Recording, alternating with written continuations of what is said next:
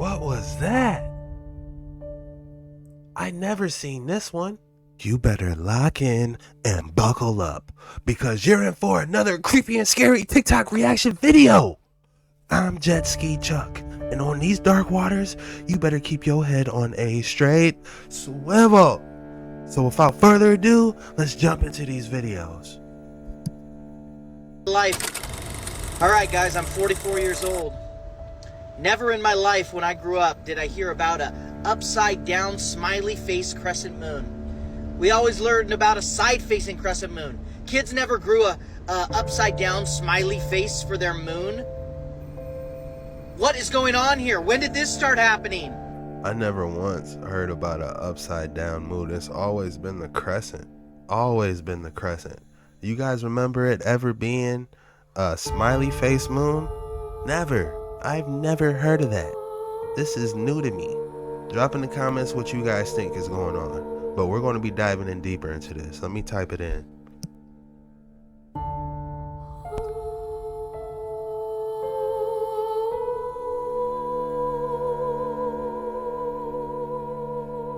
We want the upside down moon. Alright, here we go.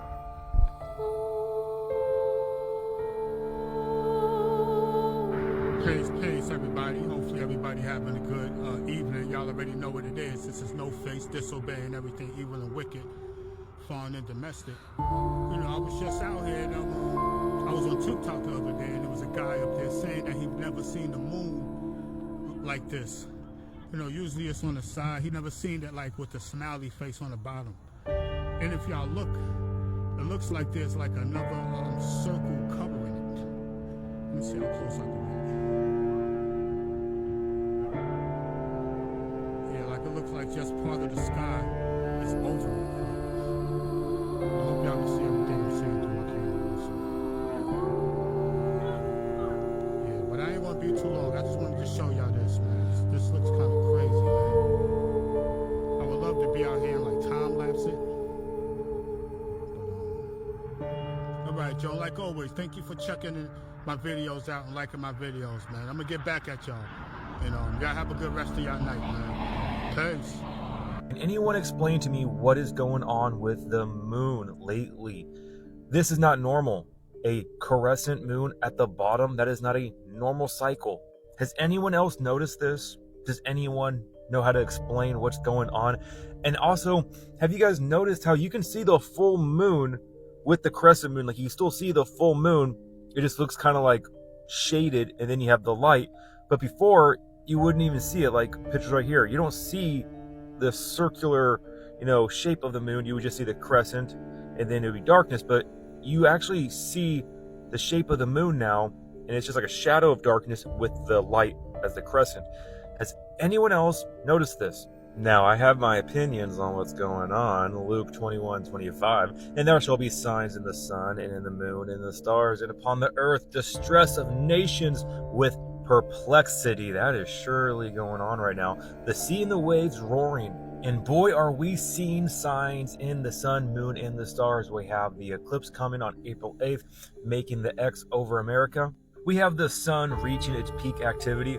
And we also have that moon is rusting. The result is on NASA. Research indicates presence of hematite, a form of rust that normally requires oxygen and water. This has scientists puzzled. Hematite is a name that is derived from the Greek word meaning blood.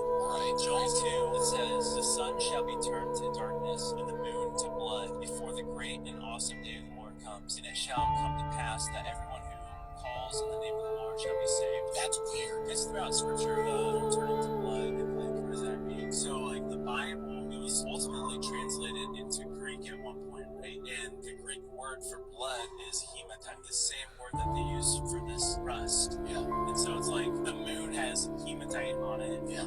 And we have the star Sirius having a grid around it, and you have the cross coming off with the light. So I don't know about you guys, but it sure seems like we are living Luke 21:25.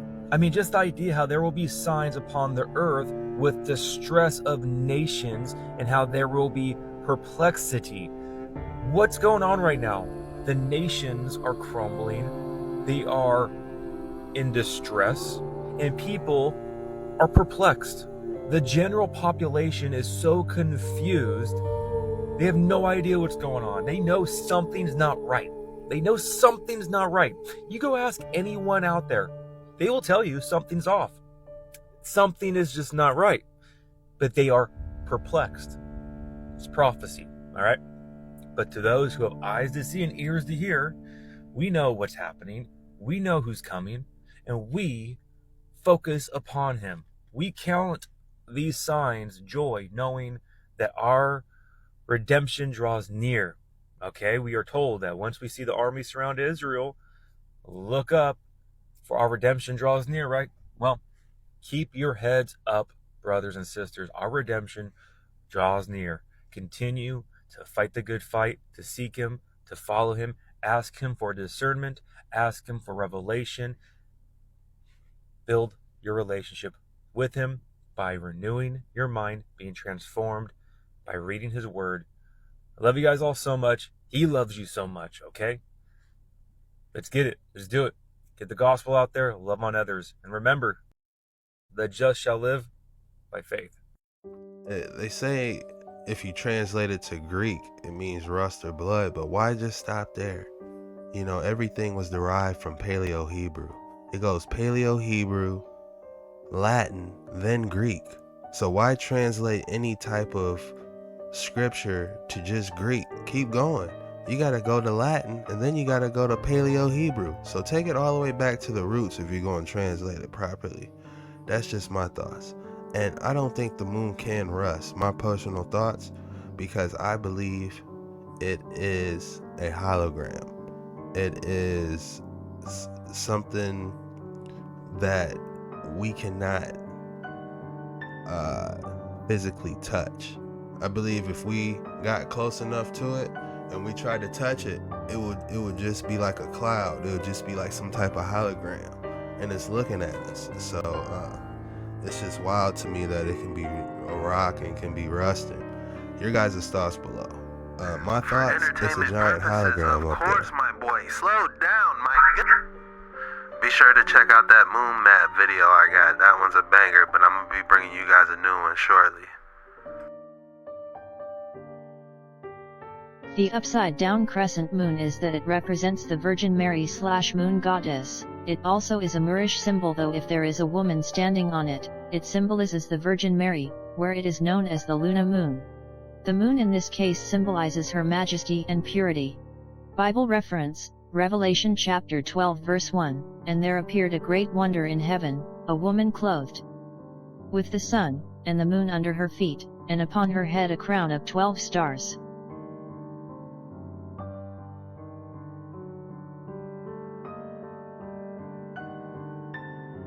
TikTok, it's approximately 6:19 a.m. Upside down crescent moon with a red tint. Come on, these is the times. The sun gonna be.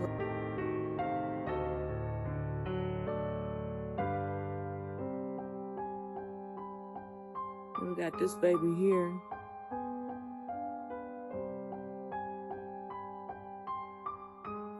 See what I'm saying? The sun about to rise.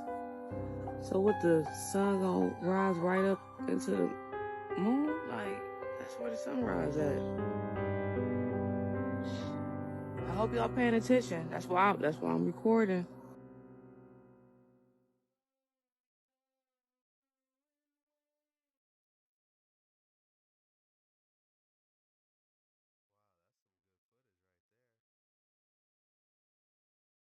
It just boggles my mind that every single person looking up that sees the moon, we are all completely baffled about what it really is. Nobody has no definitive proof. Nobody knows really what it is. And it's just a mystery. It's just, I'm fascinated by it. That's one of my top 3 categories, definitely, is the moon.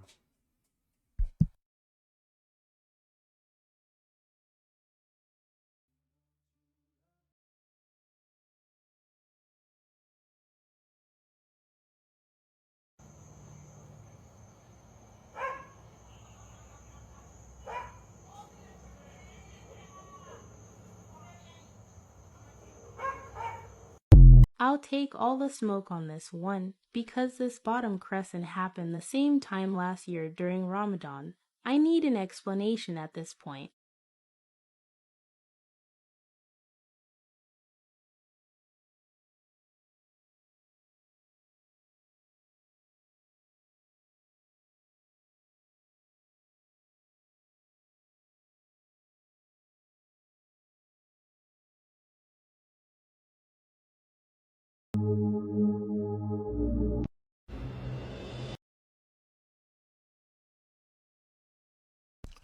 Look like that. I keep going back to that Sumerian hieroglyph when they keep referring to this upside down crescent. Let's see if we can find anything about the Sumerians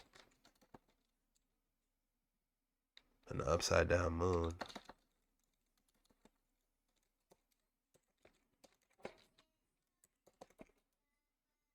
We got Anunnaki.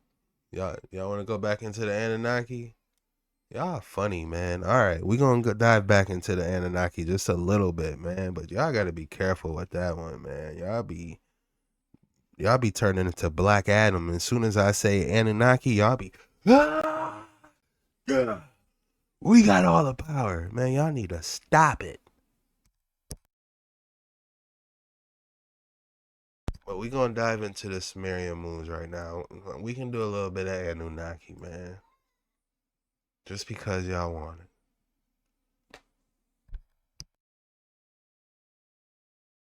it. 4,000 years.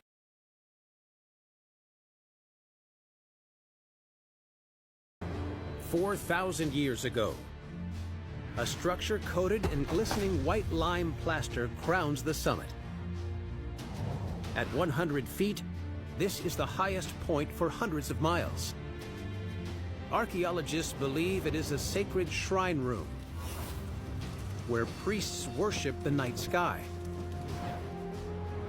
And every 18 years, the great staircase leading to its entrance aligns perfectly with the moon as it reaches its highest point in the sky. Why do the Sumerians build this monumental ziggurat temple around the movement of the moon?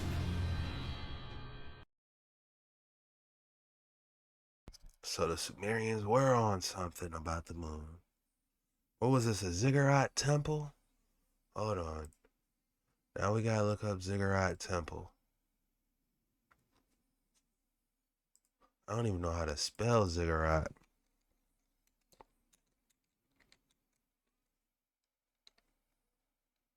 Ziggurat temple Sumerians.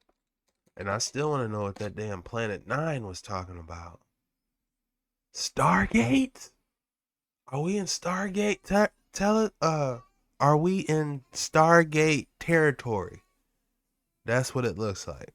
The Ziggurat of Ur, a towering monument of ancient Mesopotamia, stands as a testament to the incredible architectural prowess of the 21st century BC. Built by the Sumerians, this awe-inspiring structure was a towering temple dedicated to Nana, the moon god.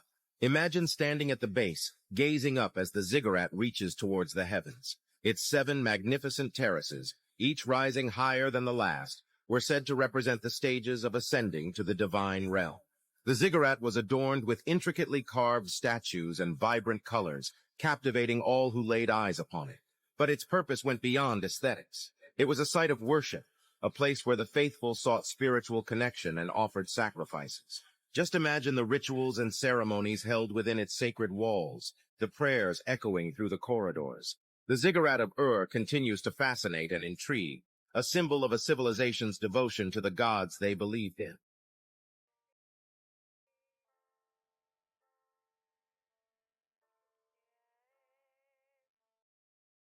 What is this? Is this AI generated or what?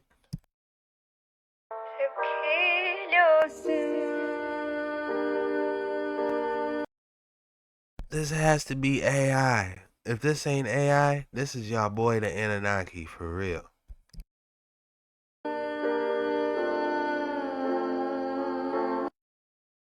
The ziggurats, monumental step temples of Mesopotamia, emerged around 4000 BCE in Sumerian and Babylonian cities. These towering structures, reaching heights up to 30 meters, served as sacred sites dedicated to various deities. Constructed using sun-dried bricks, their step design symbolized a connection between earth and heaven. Each tier represented a spiritual ascent, culminating in a shrine or temple at the summit. Ziggurats weren't just religious centers, they also played administrative roles in society. The renowned structures, like the Temple of Marduk in Babylon or the Great Ziggurat of Ur, showcased remarkable architectural achievements, influencing later civilizations. Today, these remnants stand as a testament to ancient Mesopotamian culture, inspiring awe and curiosity about the civilizations that once thrived in the cradle of human civilization. Yeah, I want to see the ziggurat.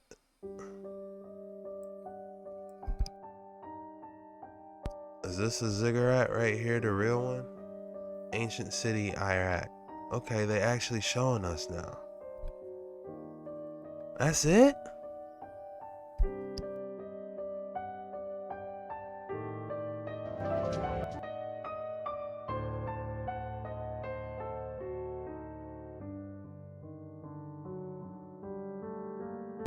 Alright, it looks like this is actually it.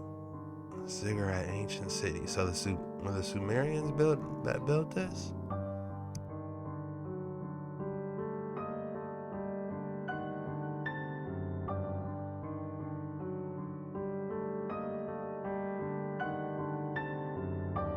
What is that black clay they used?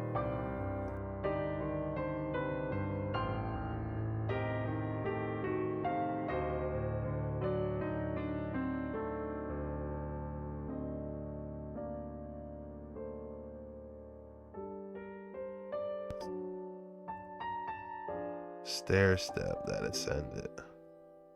It looks well made. I'm not seeing really any type of technology standing out, here. But who knows what the final form looked like back in the day? Your guys' thoughts below.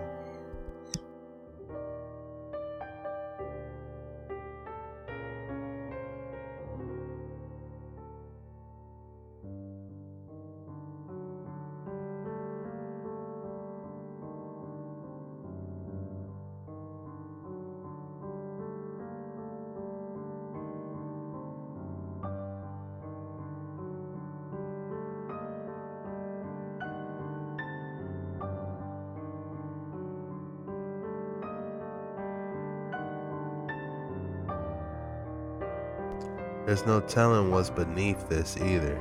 This could just be the tippy top. But if we go below it, there could be even more below it.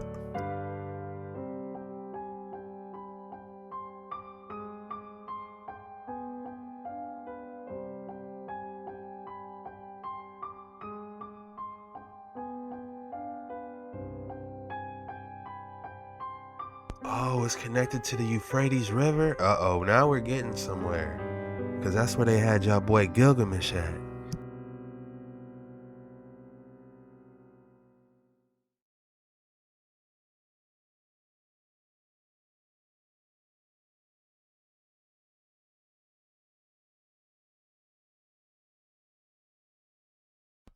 They done got all the loot out of it.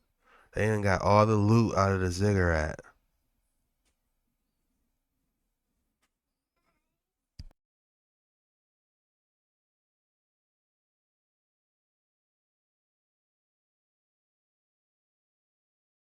Wait, did you see how tall? Did you see how tall that tunnel was? Look. Them boys was tall. Whoever made this, they was a good 6'4", 6'7". Why would you go that elongated? They were probably averaging this tall. This person's probably about 5'9", 5'10". Them people that made this, they were up here. That's just going by analyzing this.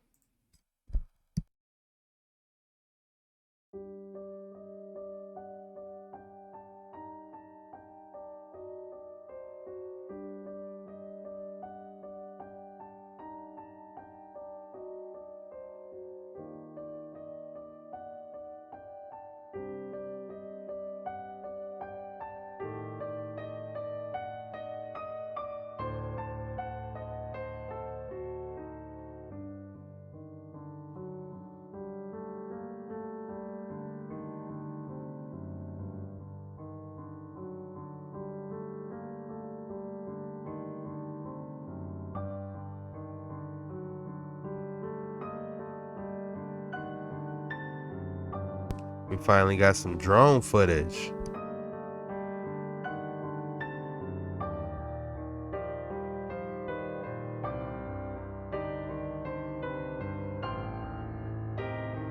Wow.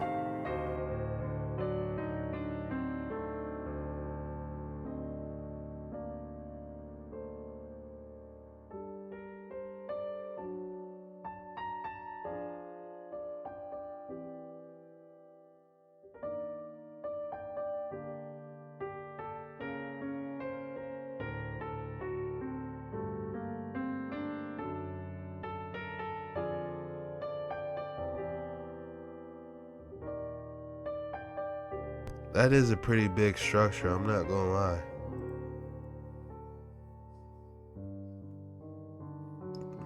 Interesting. City of Uruk, Mesopotamia. Many ages ago, when the ancient gods ruled the world, there was a mighty Sumerian king named Gilgamesh. While ruler of the great city of Uruk, Mesopotamia, Gilgamesh built magnificent ziggurat temples, surrounded his city with high walls, and planted many orchards of rare fruits. But Gilgamesh was no ordinary man. He was a demigod, son of the priest king Lugalbanda and the goddess Ninsun. Gilgamesh was an exemplary creature, taller than all other people, with magnificent beauty and uncommon physical strength. Even though he was a demigod and had a longer than normal lifespan, Gilgamesh was not immortal. Despite his physical qualities, Gilgamesh had an arrogant personality and acted as a proud and haughty tyrant.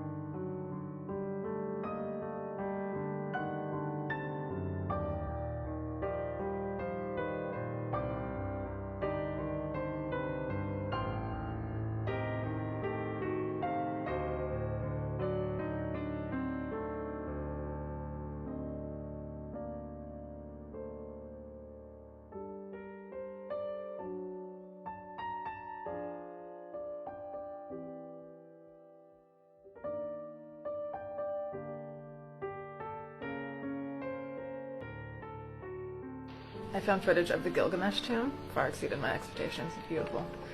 And you can pull this off the Freedom of Information Act. This is legit. It was Hillary Clinton requesting the information. Originally it was hacked. Anybody who doesn't know the Tomb of Gilgamesh situation, they found the Tomb of Gilgamesh in Iraq. And as soon as they did, before the story broke, the American government set up camp on their territory, kicked out all the media, went down into the tomb, removed a bunch of stuff, and the story disappeared. Well, I mean, not completely. It resurfaces always. Now, I don't know what they used to preserve him. Like, look at the armpit. Like some kind of lacquer. And the wristwatch. I don't know what this wristwatch is, but it is not a normal wristwatch. It is still running. I mean, our wristwatches have crystal quartz. Remember this Tuwawi stone that the Atlanteans stay young on for thousands of years? Very possible that this is a way of... What did she just say? What type of stone? Alright, we're gonna have to dive into this. Sorry y'all, but we're on these waters. I know y'all wanna, we gotta write down what she said, and we're gonna dive even deeper after this video. Crystal quartz, remember this Tuwawi stone? That the... Tuwawi stone, got it. Oh, don't worry. Sit back, get you a drink, because we are on these dark waters. This is gonna be a banger today. How do I spell that? Tuaui stone. We're talking about the Tuauni stone. We're talking about Atlanteans.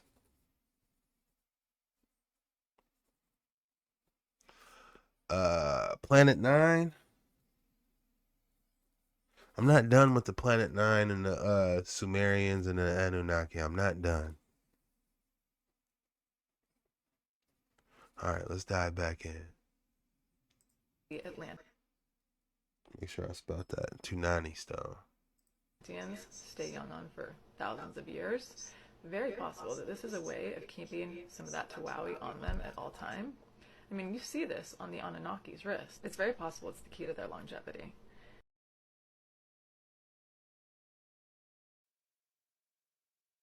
And Gilgamesh, these giants back in Sumeria, they're just the Atlanteans. Anybody who doesn't believe in Atlantis or the Atlanteans, Edgar Cayce, like psychic who never made a wrong prediction, made 14,000 predictions, is the one who delivered us the message of Atlanteans. Well, one of them. And we're finding evidence of them all over. From Antarctica, which is Atlantis, it just moved in the pole shift. Egypt, they're unearthing all their stuff right now. So it's real. Right before the destruction of Atlantis, the ones that weren't waging war, the good ones, got word that the pole shift was going to happen, or the global flooding, as we've heard of it, and went inside the earth, where some of them still reside to this day. And they've been residing the entire time, including Sumeria, and about 3,000 years ago. Now you can find proof of them in these ancient stone structures that they all built. All these ancient stone structures, any significant, from Stonehenge to Easter Island to the Mayan pyramids to it's endless. I've found endless. I'll do a couple new ones today because I don't want to bore my peeps.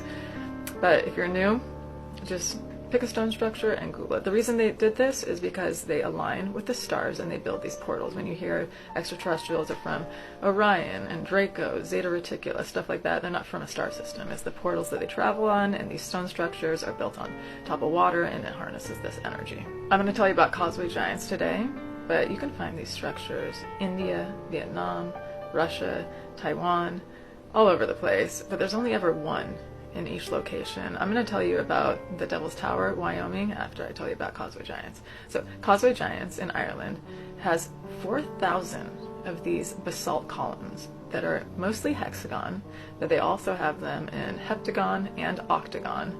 So you can't say that it's a natural formation. Some people try to play that off like, oh, some volcanic process that makes these hexagon shapes, but no, there's several other shapes. And this is a good example of how some of these stories of mythology are BS, but the gods are true. They're just giving BS stories to the humans because they don't want to have to explain the entire universe. So the giant that was building this, the people are asking him, and he said, oh, there's a giant across the water that I'm going to go fight, so I'm, building my way over. And then obviously didn't build it all the way over, came back, like, what happened? He was too big, I didn't want to fight him. And just, that's the story. But the event was real. Now, the Devil's Tower. This is a story I've already told some of you guys, but I didn't realize it was with this. This is the 6 Pleiades daughters that you also find in Greek, who are the Atlanteans. And there was a bear chasing them, and this tower pushed them up to where the bear couldn't reach them, and then that's when the circular rock came from the sky, opened up, and shot off with fire. I mean, this is coming from the natives. There's obviously a UFO.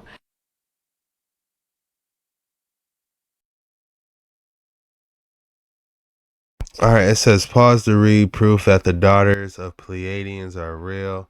There are 7 daughters of Pleiades. When they originated in Greece, one daughter merged, Mophel, fell in love with humans and went into hiding in the island of Chios. There were 6, which why the Kuanas tribe only saw 6 daughters.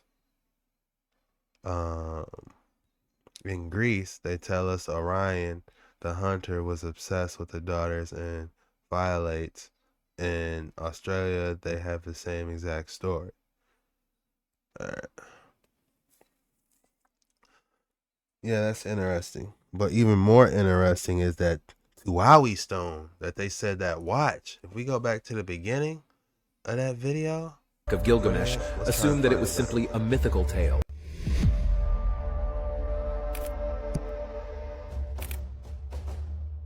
Many people who know the Epic of Gilgamesh assume that it was simply a mythical tale. Something that they thought was simply a myth. However, a new tomb discovery by archaeologists digging in Iraq is on the verge of confirming the authenticity of the famed giant Gilgamesh. The Sumerians described them as humanoid, but non-physical spirit beings. Where in Iraq did archaeologists find this tomb? What did it contain when it was opened up after being sealed for thousands of years? And how does it affect our fundamental understanding of the Epic of Gilgamesh? Stay tuned to find out all these and more. There is nothing more exciting than finding out that figures assumed to only exist in ancient myths were actually real human figures that walked the earth. Among the most legendary is King Gilgamesh from the Epic of Gilgamesh.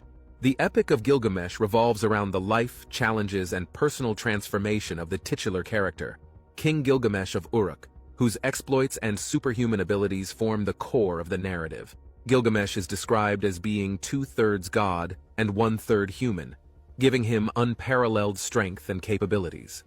With a physical stature that dwarfs others and a beauty that rivals the gods, his divine lineage marks him as someone special.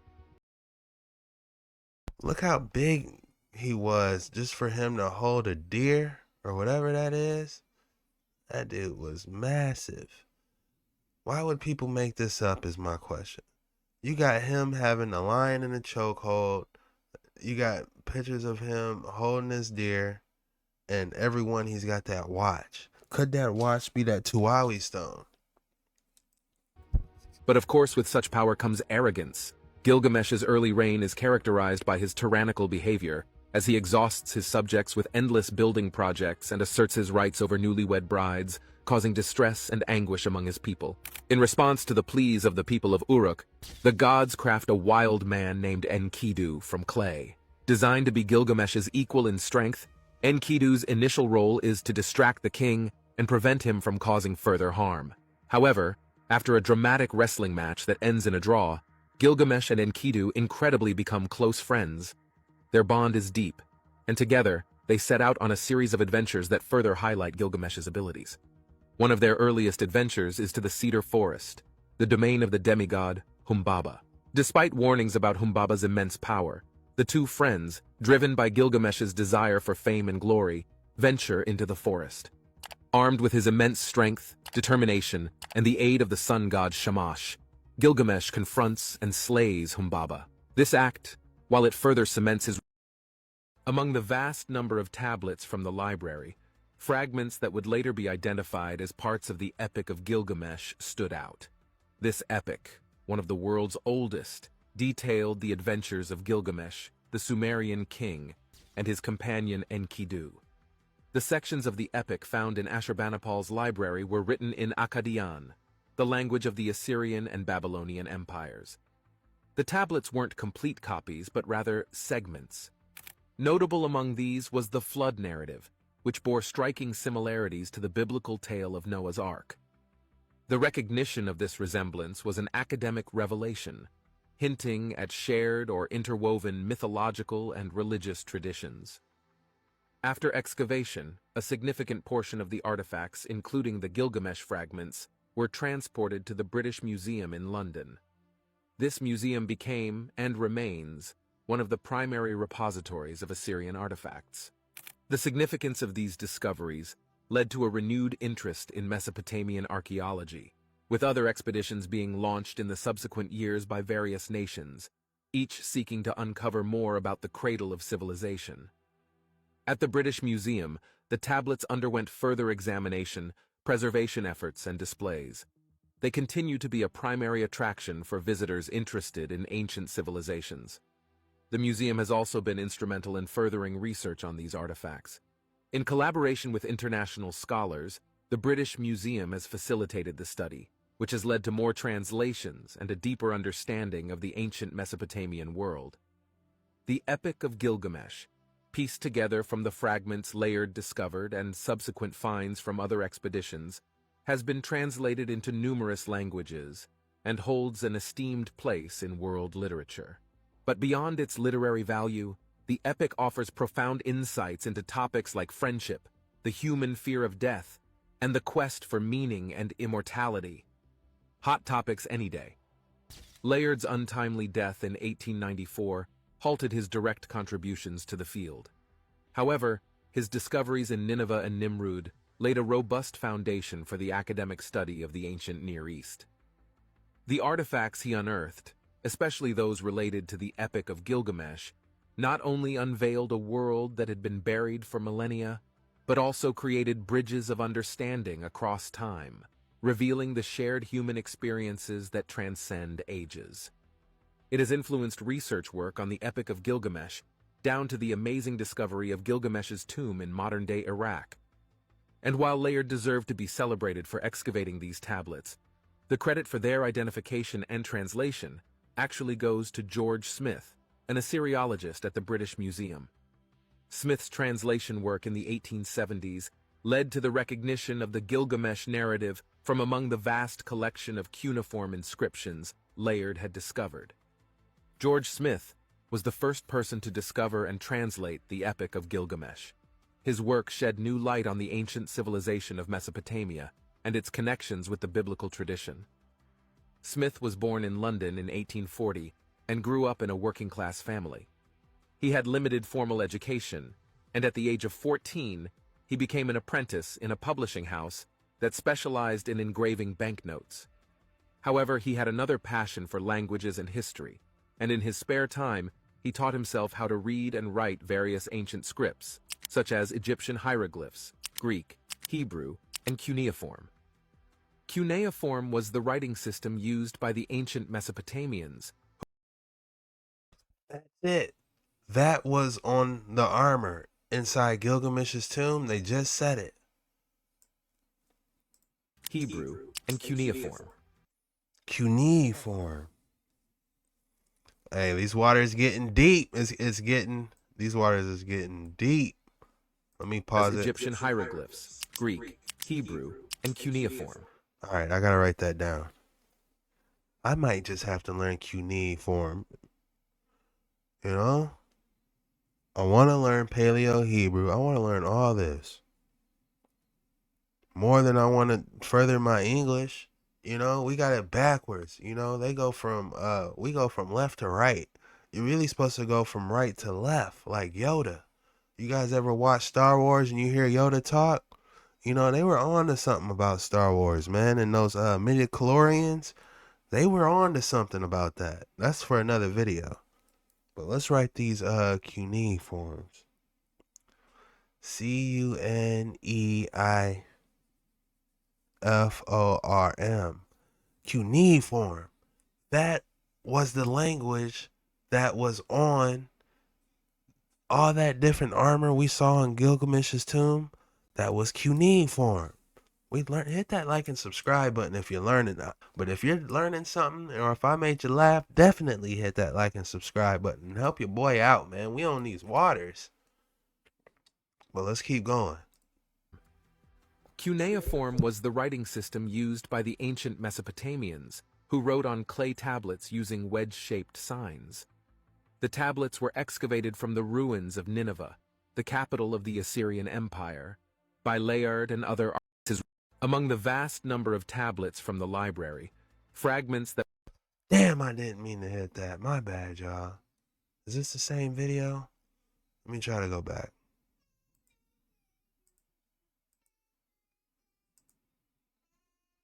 Not only unveiled...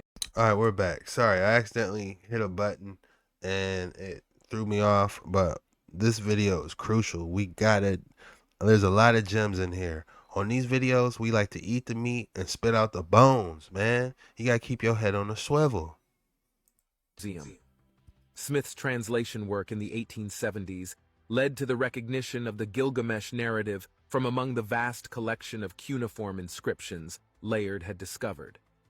George Smith was the first person to discover and translate the Epic of Gilgamesh. His work shed new light on the ancient civilization of Mesopotamia and its connections with the biblical tradition. Smith was born in London in 1840 and grew up in a working-class family. He had limited formal education, and at the age of 14, he became an apprentice in a publishing house that specialized in engraving banknotes. However, he had another passion for languages and history, and in his spare time, he taught himself how to read and write various ancient scripts, such as Egyptian hieroglyphs, Greek, Hebrew, and cuneiform. Cuneiform was the writing system used by the ancient Mesopotamians, who wrote on clay tablets using wedge-shaped signs. The tablets were excavated from the ruins of Nineveh, the capital of the Assyrian Empire, by Layard and other archaeologists such as Henry Rawlinson and Hormuzd Rassam. As noted earlier, the tablets were sent to the British Museum in London, where they were stored in huge piles, waiting for someone to decipher them. Smith was fascinated by these tablets, and he spent his lunch hours at the British Museum studying the publications on cuneiform that were available at the time. He also befriended Samuel Birch, the director of the Department of Antiquities, who introduced him to Sir Henry Rawlinson, the leading Assyriologist of his day. Rawlinson recognized Smith's talent and promptly hired him as an assistant in the Assyriology department in 1870. Smith's first major discovery was in 1872, when he found a fragment of a tablet that contained part of a flood story that was strikingly similar to the account in Genesis. He realized that he had stumbled upon an ancient Babylonian version of the biblical narrative, which was I'm sorry, he's spitting. But there's nothing more important than cross-reference. Cross-referencing is key. If somebody said something over here and somebody said something, if somebody said something over here and somebody said something over here, and there's no way these two could have communicated, they got to be telling the truth. If this person haven't talked to this person ever, and this person lives on the other side of the globe, and this other person lives on the other side of the earth, there's no way, that they're lying. much older than the Hebrew one. He published his findings in a book titled The Chaldean Account of Genesis, which caused a sensation among scholars and the public alike. He also gave a lecture at the Society of Biblical Archaeology, where he read aloud his translation of the flood story from the tablet. The audience was amazed by his dramatic presentation, which ended with him jumping up from his seat and exclaiming, "I am the first man to read that after more than 2,000 years of oblivion." Smith's discovery sparked a great interest in the Epic of Gilgamesh, which was the larger context of the flood story. Smith wanted to find more fragments of the epic and complete his translation. He received funding from the Daily Telegraph newspaper to conduct an expedition to Nineveh in 1873. There, he found several more pieces of the puzzle, including the crucial tablet Ewen, which contained most of the flood story. He also found other tablets that contained stories that paralleled or influenced other biblical narratives, such as the creation of man from clay, the temptation by a serpent, and the Tower of Babel. Smith returned to England with his precious finds and continued his work on the Epic of Gilgamesh. He published several articles and books on his discoveries and translations. He also planned another expedition to Nineveh in 1876, hoping to find more tablets and other treasures. However, his second expedition was cut short by his tragic death in Aleppo, Syria. He contracted dysentery and died at the age of 36. He was buried in Aleppo with full honors by the British consul. However, Smith's work revealed some similarities between the Epic of Gilgamesh and the biblical story of Noah's flood. In both narratives, the flood is not a random act of nature, but a deliberate decision made by the gods or God.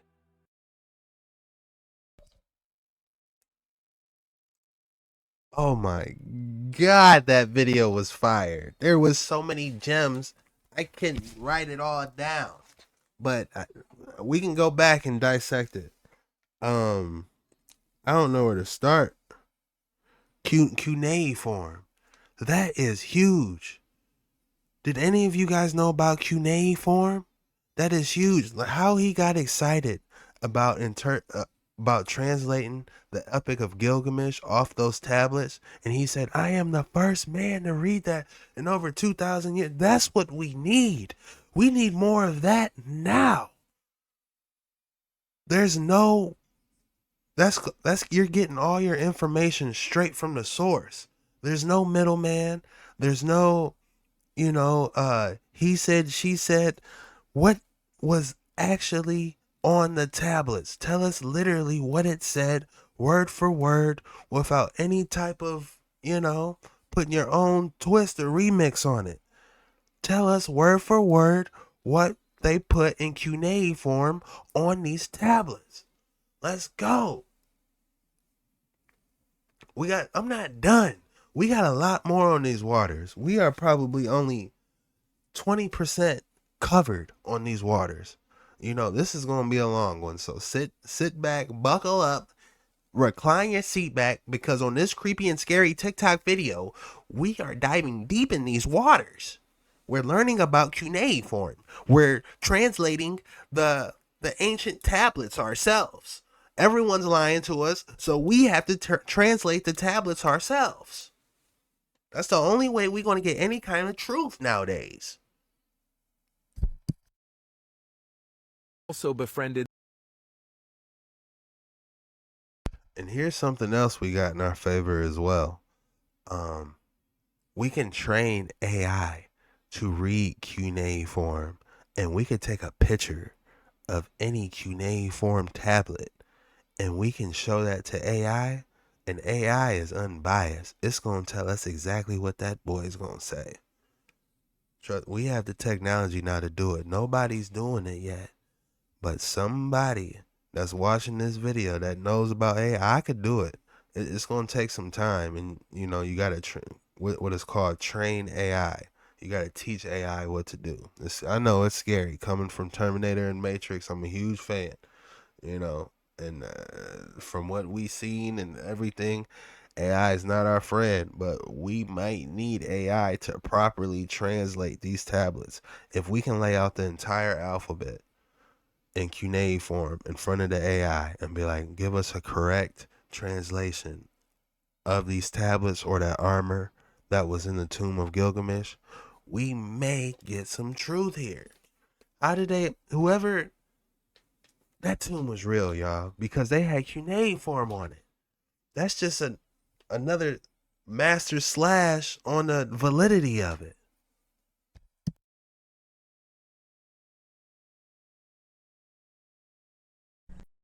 Have you heard of the Epic of Gilgamesh? Here, so take a look at this footage. As you've all heard, we're seeing the stories coming out. The Euphrates River is pretty much completely dried up, and so many lost civilizations are being found. Tombs are being found. Huge statue heads are being found. The biggest story is this tomb of what they're saying could be Gilgamesh. If you've ever read the Epic of Gilgamesh, you know what I'm talking about. Gilgamesh was said to have been the first king of Uruk, Sumerians. He was also a giant, is what the stories state. I did a video on Gilgamesh and Enkidu, who I believe is the first wild man, Bigfoot, ever. So take a look at that video on YouTube. But this is the tomb that everybody is going crazy about. They think it really is Gilgamesh, and he is a giant. He's massive, potentially extraterrestrial. Tell me what you think. Have you heard of the Epic of Gilgamesh? So this is a statue of Gilgamesh. All the carvings, they all look the same. This is how he looked. The tomb of Gilgamesh was supposedly discovered in Iraq. There's a big conspiracy theory around this. So in 2003, there's this big announcement. Scientists found what they believe to be the tomb of Gilgamesh. Gilgamesh stood 17 feet tall. Within a couple weeks, the U.S. invades Iraq. And one of the base camps we set up first was at this site for some reason. Okay. There were locals around the area that said they saw the American soldiers digging. There was also a museum that was completely raided. Not only that, they left behind gold, things that looters take. So what did they take? Multiply on the face of the earth, and daughters were born. We gotta stand up or something, man. We need some truth, man. They got all the secrets in there. This happened back in 2003. It's damn near 2024. So 11 years? Y'all kept this under wrap? 11 years? Don't y'all think it's time y'all let us know something? Come on now. We're finding out about all the old ancient buildings that y'all didn't build. We know y'all found Gilgamesh. Even if it's not Gilgamesh, that could be his little brother or his cousin or something, because it had the cuneiform on the armor. You know what I'm saying?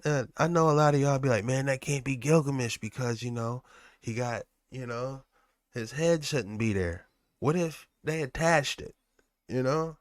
What if, maybe it is a big body, but we just can't see it. And my last question is, where is it at now? That thing was in such good condition. It looked like his eyes was about to open up. Like, psych, I'm awake. And start Atlantean charging up on everybody. I don't know. None of us do. But we need answers on these dark waters. Multiply on the face of the earth, and daughters were born unto them, that the sons of God saw the daughters of men that they were fair, and they took them wives of all which they chose.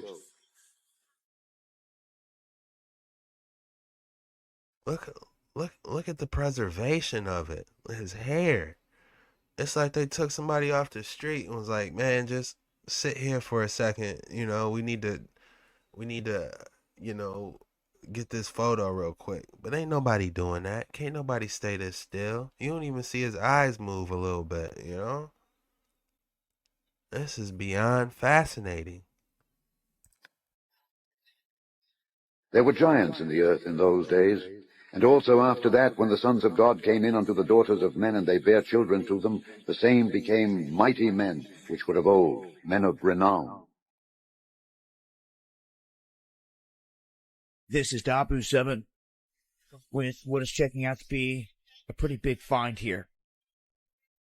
We are talking about the cache of information that was released through FOIA pertaining to the Hillary Clinton emails.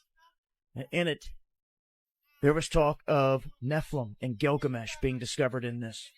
You can open up this in a PDF viewer, and you can see for yourself that this is very real, that this was in there. F2019-02110, it is there, requesting the documents pertaining to the resurrection chamber of Gilgamesh.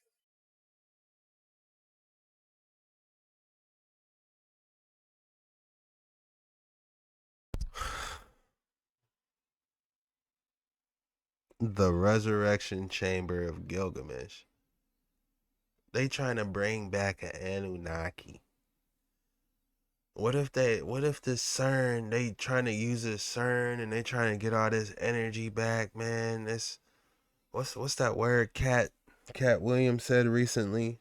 He said homunculi. What if that's not Gilgamesh they bringing back? They bring back a straight homunculi with no type of mercy. It has no type of human soul that can detect right from wrong. So you just got a powerful Anunnaki homunculi just smacking everything. Man, this is out cold.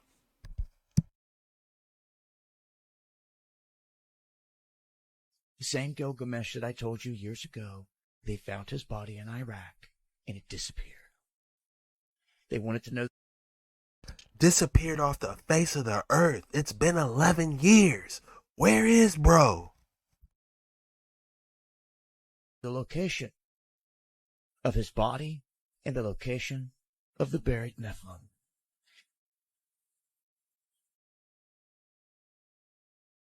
Now you can see here it says this is from Denitra Senegar. That's who it's from. This is to Hillary Clinton. Important for context.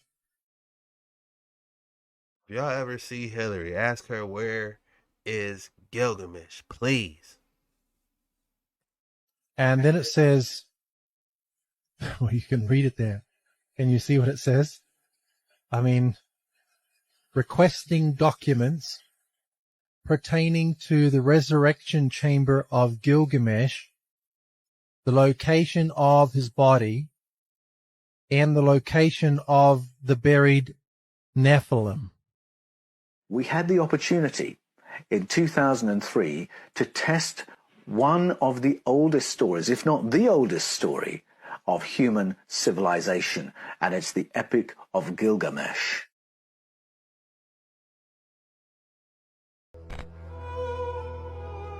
Now, Gilgamesh is a really interesting figure. The Sumerian and Babylonian narratives speak about rulership over human beings, or kingship, as having come down from the skies. It's those who've come down from the skies who govern over human society for a long, long time, aeons and aeons. That reminds me of the Watchers, or the fallen angels. And if we go back to the book of Enoch, when they fell, you know, it's could this be one of them? And then there comes a point where they hand over to human kings, and they somewhat recede into the background. In that story, there's a crossover king, a hybrid person called Gilgamesh. He's part sky people, part human. In April 2000, What if, this one's a little out there, but, you know, I'm just throwing ideas that come off my head. What if the Anunnaki made Gilgamesh? You know, that would explain his, you know, lack of human soul, maybe. 2003, a German-led research team announced it had found King Gilgamesh's tomb. It was an incredible moment in the history of religion and archaeology. Not much more than a month after the first U.S. invasion of Iraq under George H.W. Bush, a research team led by Jörg Fassbinder of the Bavarian Department of Historical Monuments in Munich announced the incredible discovery they had made. With scarcely contained excitement, Fassbinder spoke to the BBC and said, "The most surprising thing was that we found structures already described by the Epic of Gilgamesh. We covered more than 100 hectares. We have found garden structures and field structures just as described in the Epic. By differences in magnetization in the soil, you could look into the ground. The difference between mud bricks and sediments in the Euphrates River gives a very detailed structure. I don't want to say definitively that it was the grave of King Gilgamesh, but it looks very similar to that described in the Epic. We found, just outside the city, in the middle of the former Euphrates River, the remains of such a building as could be interpreted as a burial place." What an outstanding opportunity to test the relationship of those mythologies against scientific fact. We could DNA test the remains of that person in the tomb marked Gilgamesh. Potentially, it was one of the most significant archaeological finds in history. Once the find had been located and cordoned off, the First Iraq War ended within a matter of days. Invasion which toppled Hussein. Astonishing discoveries were being made in Iraq, culminating in one of the most extraordinary claims anywhere for centuries, a claim which American forces have been strongly accused of confiscating, subsequently becoming the prime suspect as the driving force behind a complete suppression of these astonishing discoveries within the country.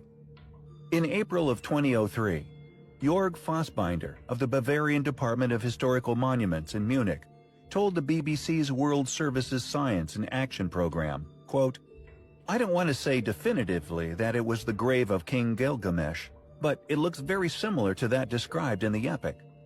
We found just outside the city, an area in the middle of the former Euphrates River, the remains of such a building which could be interpreted as a burial," Mr. Fassbinder said. In the book, Gilgamesh is described as having been buried under the Euphrates. He said the amazing discovery of the ancient city under the Iraqi desert had been made possible by modern technology. The most surprising thing was that we found structures already described by Gilgamesh, Mr. Fassbinder stated. We covered more than 100 hectares.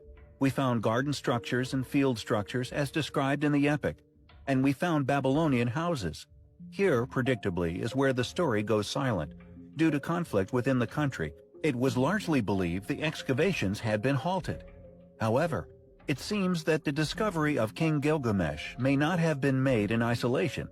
This footage was supposedly leaked to numerous places across the internet and has largely been put down as authentic footage of the find.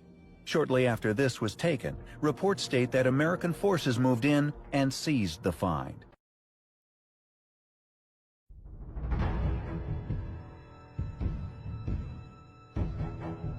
If you're a fan of the literary arts, you might have heard about the Epic of Gilgamesh. Known as the oldest story ever written by man, this epic tells the story of an ancient king who waged war with none other than death itself.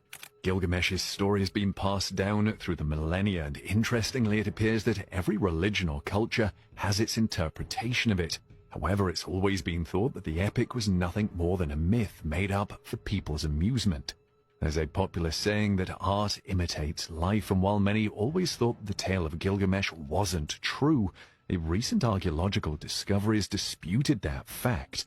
It would appear that what we have long believed about this god-man might not have been so false after all.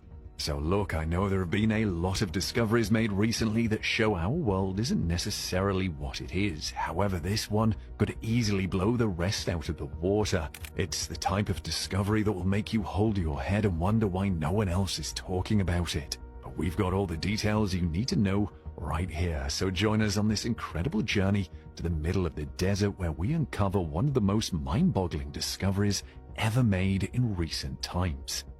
The year was 2003, the location, the Iraqi desert. Just about a month before the war that decimated the Middle Eastern country, a team of archaeologists and researchers led by Jörg Fassbinder of the Ludwig Maximilians University of Munich made a startling discovery. Deep in the Iraqi desert, Fassbinder and his team discovered a huge network of tombs, which they claimed were essentially inhabited by giant human-like beings. They eventually searched even deeper and found the bodies of other giants that had been dead and buried, supposedly for several millennia, as well as items and artifacts that had belonged to them. Besides all of this, the team reportedly discovered an entire landmass and settlement that had been buried for generations. According to Fassbinder, they found over 10,000 hectares of property and land, many of which appeared to have been described in the Epic of Gilgamesh itself. Jörg Fassbinder of the Bavarian Department of Historical Monuments in Munich told the BBC's World Services Science and Action program, quote, "I don't want to say definitively that it was the grave of King Gilgamesh, but it looks very similar to that described in..." Guys, let me know your guys' thoughts below. Is any of this connecting the dots to you? We learned that the wording on that tomb is cuneiform. Have you guys heard of cuneiform? Can any of you guys translate cuneiform? We also learned that the watch could be powered off of the Tuai stone. Any information on the Tuai stone or the technology the Atlanteans were using would be helpful on these dark waters. Edgar Casey, I'm just reading my notes. Edgar Casey was on top of it. These portals. Did Gilgamesh have any type of technology? Were they busting into portals? I don't know. We're just piecing together the puzzles and we're doing our cross-referencing. Cross-referencing is key. But I have found rare footage that we will go over and we will try to dissect it with the new information presented.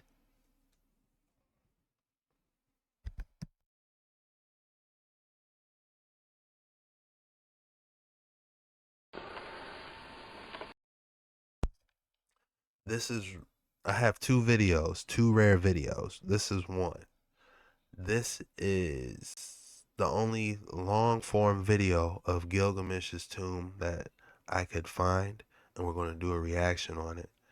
And we're going to break down the cuneiform and see what's going on. I know a lot of you guys saying Gilgamesh was supposed to be a giant. This doesn't look big enough, and also, why is his head there? You know, who knows? They could have attached it. I don't know. This could be his little brother, his cousin. I don't know, but this dude was somewhere in the ballpark, the closest thing to Gilgamesh that we could find, and I personally believe that could possibly be him or a little brother, son, something was related to him. So let's get into it.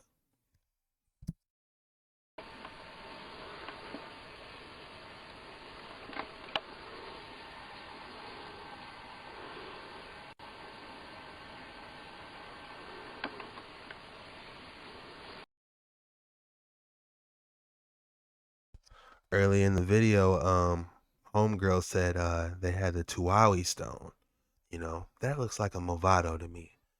I've seen Movados before. They have the little diamond at the top. You guys tell me. I think it's a Movado, but who knows nowadays, you know?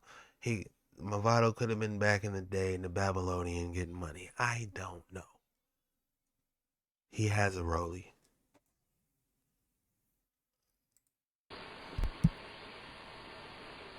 And if you look carefully, it's still ticking, and there was some type of color involved with it.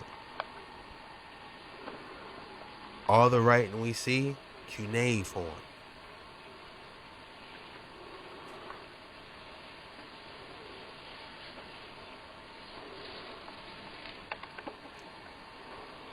Dude is shaking. Whoever's recording this, the fear is real. He's shaking.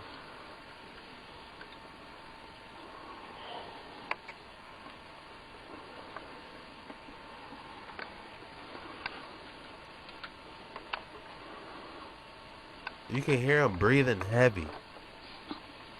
He's like, I got Gilgamesh right in front of me. This dude might wake up and choke slam me.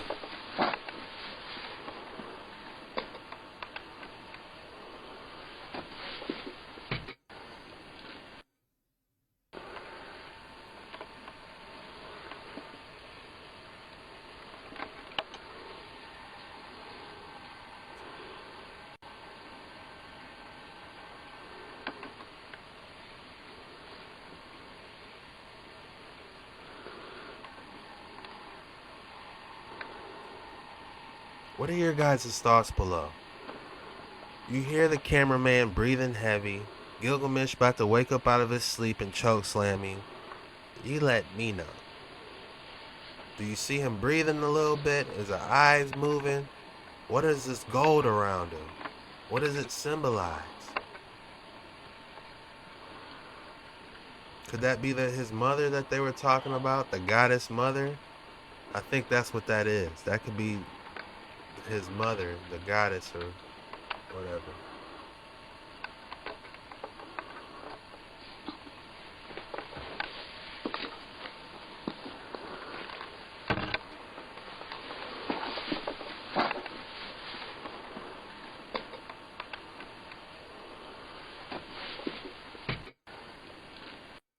You know, earlier in the video, homegirl, when she was saying all that stuff about Atlantis, they said, how does his body stay in such good condition? Well, we have a video for that. It seemed like his body was in some type of red fluid. In this rare video, I don't know if you've seen it or not, but I'm about to play it. It looks like he's preserved in some type of red fluid / red glass. Let's play it and y'all tell me what y'all think.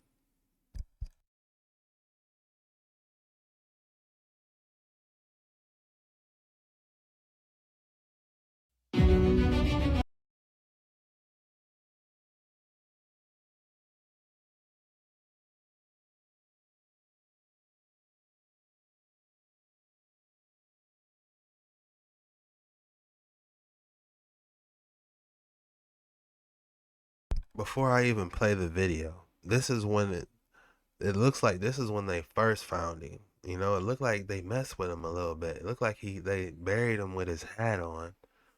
If we look carefully, you can see next to the play button, my mouse ain't coming up like it should. But if you look next to the play button and you see, it looks like they got a hat. He's wearing a hat. They buried him in a hat. And this looks like that he's in some type of red container. I don't know if that'll protect him from the sunlight. I've never seen nothing like this before. I have never seen a sarcophagus or tomb with red fluid. You know, this is new. Or if this is a red, some type of glass, some type of dilithium, Dicinian glass, red Dicinian glass. I don't know. Your guys' thoughts below. But let's play it. There's no sound, just got some music playing. You know, it's I wish there was some audio for you guys, but there's not. This is when they first walked up on the scene. What does that piece of paper say though? I never seen that before. Somebody tell me what that piece of paper says. Are they using that for size reference? Looks Arabic. The writing on it looks Arabic, man. I don't know. I would be. What?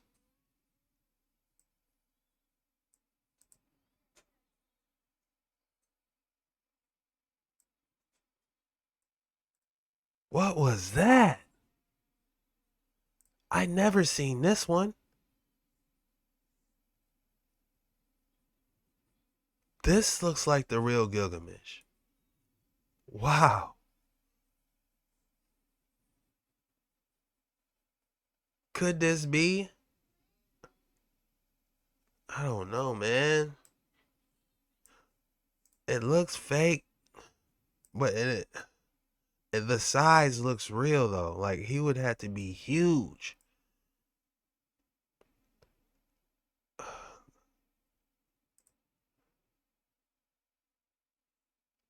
There's a red box right there and a sword. Did he have the red box in the...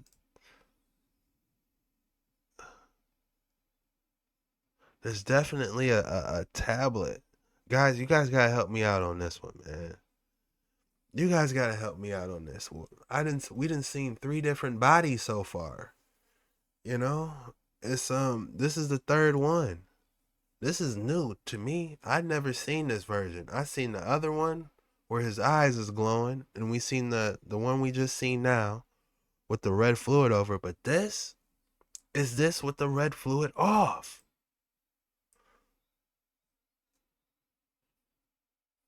This is creepy. They're lying. All right, it's giant. He's got a giant slab right here. But see that it's not straight like the slab. If we look at the slab before, it's not straight. You see right there the line? It's a straight slab behind that piece of paper. There's no type of tablet that's on his body like when they show us the picture.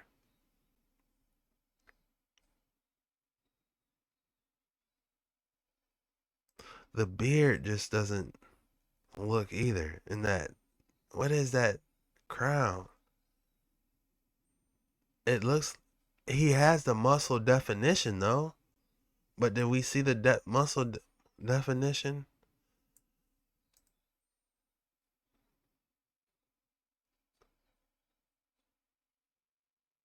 And where is it now? That is interesting.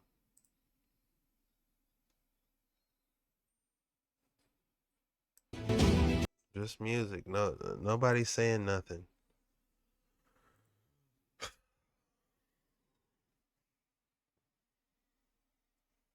Man, just tell us the truth. Stop lying. What do the comments say?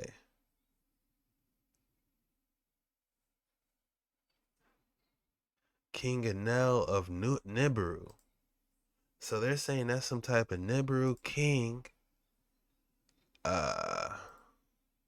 Located in the bed of the Euphrates River. They saying he's not 17 foot tall. And what did the paper say?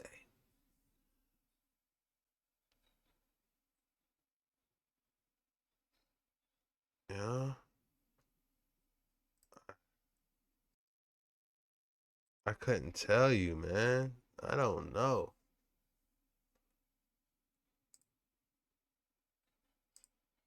And look at this next crazy one they trying to say.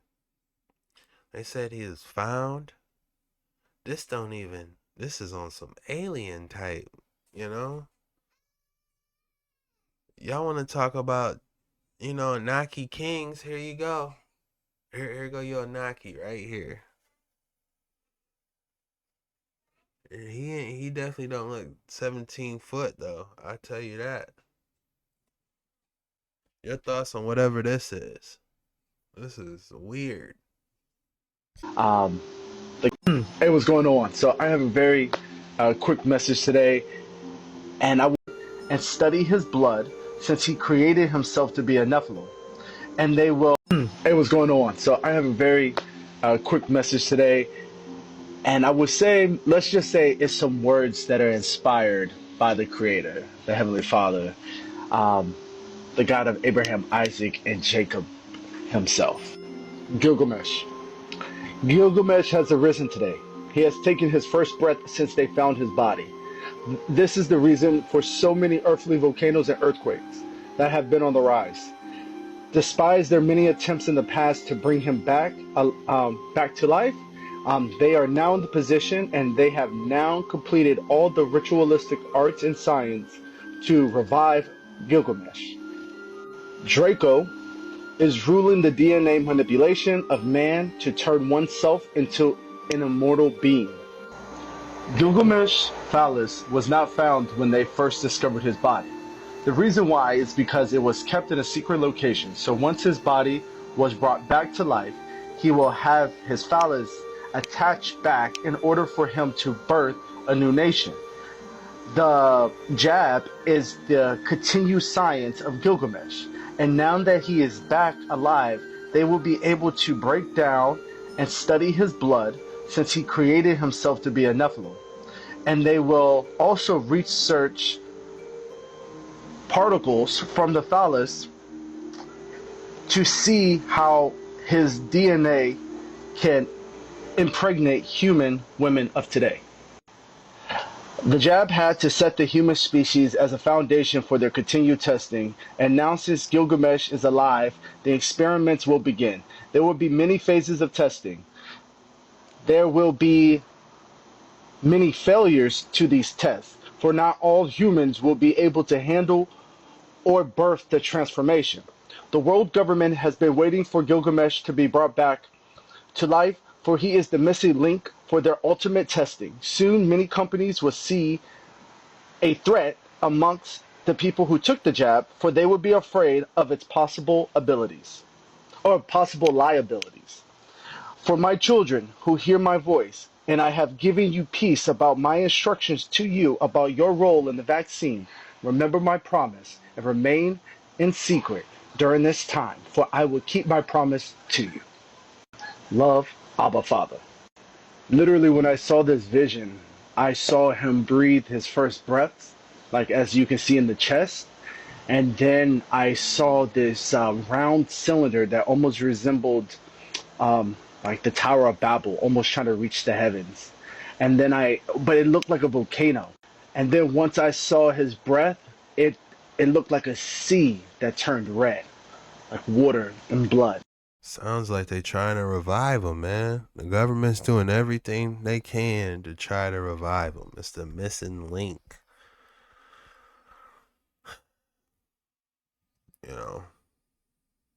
No more jet planes and, battleships. They trying to have these dudes flying across on some Black Adam type stuff, if you ask me.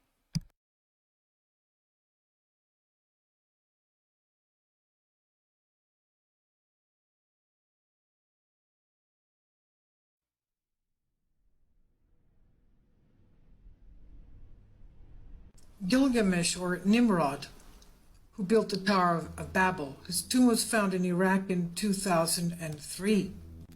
and his giant skeleton has been found and retrieved. Archaeologists in Iraq believe they found the lost tomb of King Gilgamesh, the subject of the oldest book in history, the Epic of Gilgamesh, written by Middle Eastern scholars 2,500 years before Christ, commemorating the life of the ruler of the city of Uruk, from which Iraq gets its name.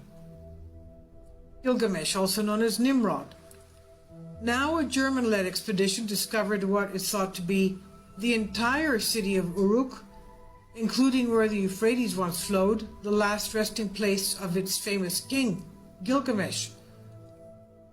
John Fassenberg of the Bavarian Department of Historical Monuments in Munich said, "I don't want to say definitely it was the grave of King Gilgamesh, but it looks very similar to that described in the epic."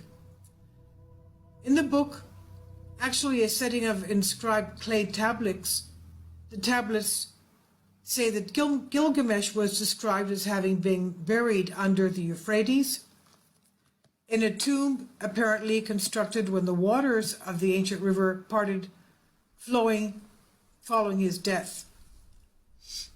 Fassbinder said, "We found just outside the city, an area in the middle of the former Euphrates River, the remains of such a building which could be interpreted as a burial."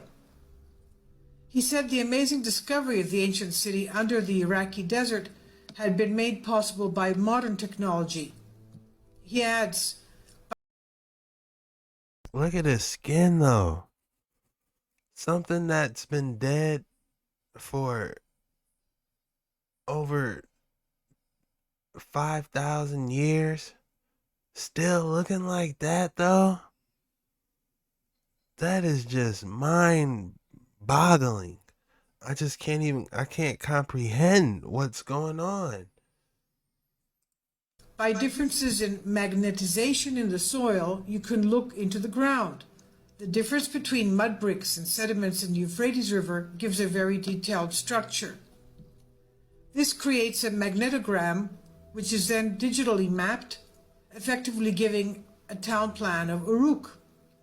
It was a Venice in the desert. The most surprising thing was that we found structures already described by Gilgamesh. We covered more than 100 hectares.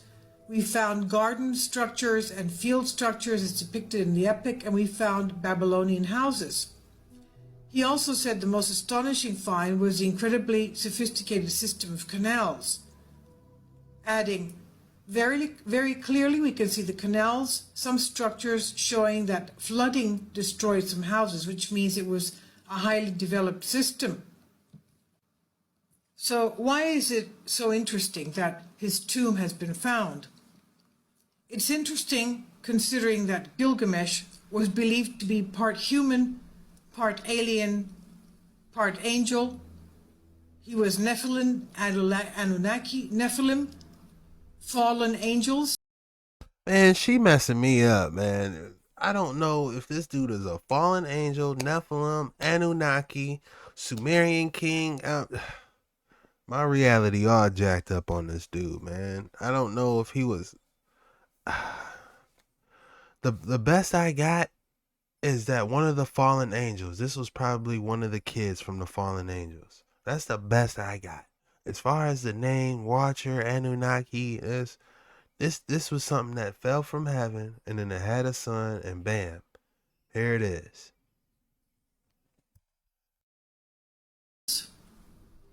The offspring of the fallen angels, as in Genesis 6, notably what we could call a hybrid.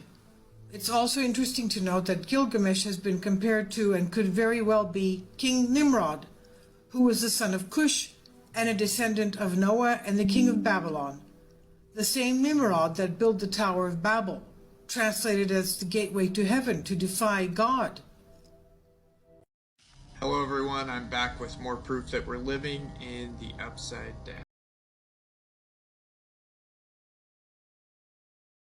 That makes more sense. That Gilgamesh, on my notes here, I'm going back to my notes, that Gilgamesh could be King Nimrod. That makes more sense. That when we're cross-referencing and everything's lining up, King Nimrod could be Gilgamesh. Now we're getting somewhere. A little bit of clarity on these waters, man. These waters are dark, but it's good to see a little light when the stuff is lining up and it all correlates with a good book.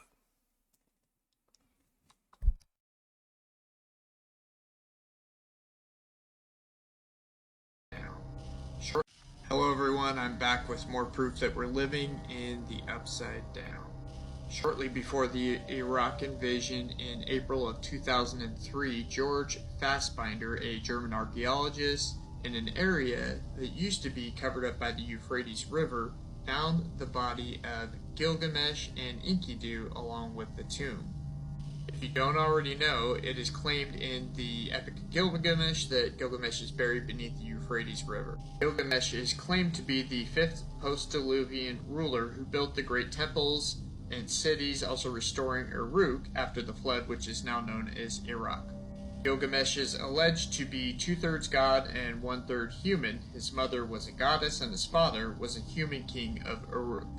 Many of the structures found around the tomb were described in the Epic of Gilgamesh. His body is found with Enkidu, the demigod like Gilgamesh who was sent to kill him. The two battled and eventually struck up an unlikely friendship. The Bible refers to him as Nimrod. See, there's the correlation, Nimrod. And if we go back, guess what this is? Go back to my handy dandy notepad.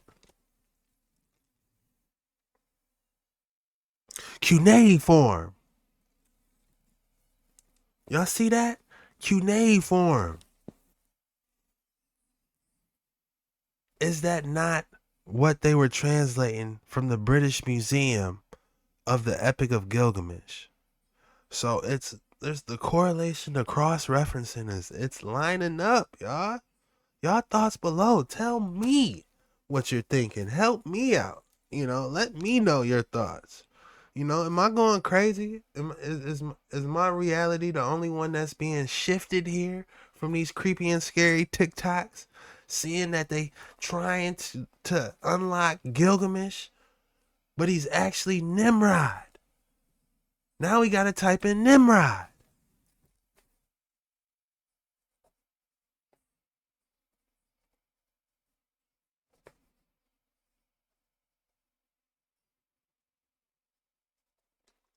Nimrod was Gilgamesh, huh? Him as Nimrod. Nimrod was the first world dictator, and as many Bible scholars believe, he will be the last. Is the world ready to receive the Antichrist, a world ruler able to perform miracles? Is this the strong delusion? Don't be fooled, the enemy is coming for you whether you accept it or not.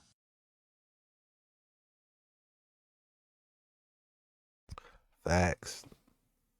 The enemy is coming whether you accept it or not.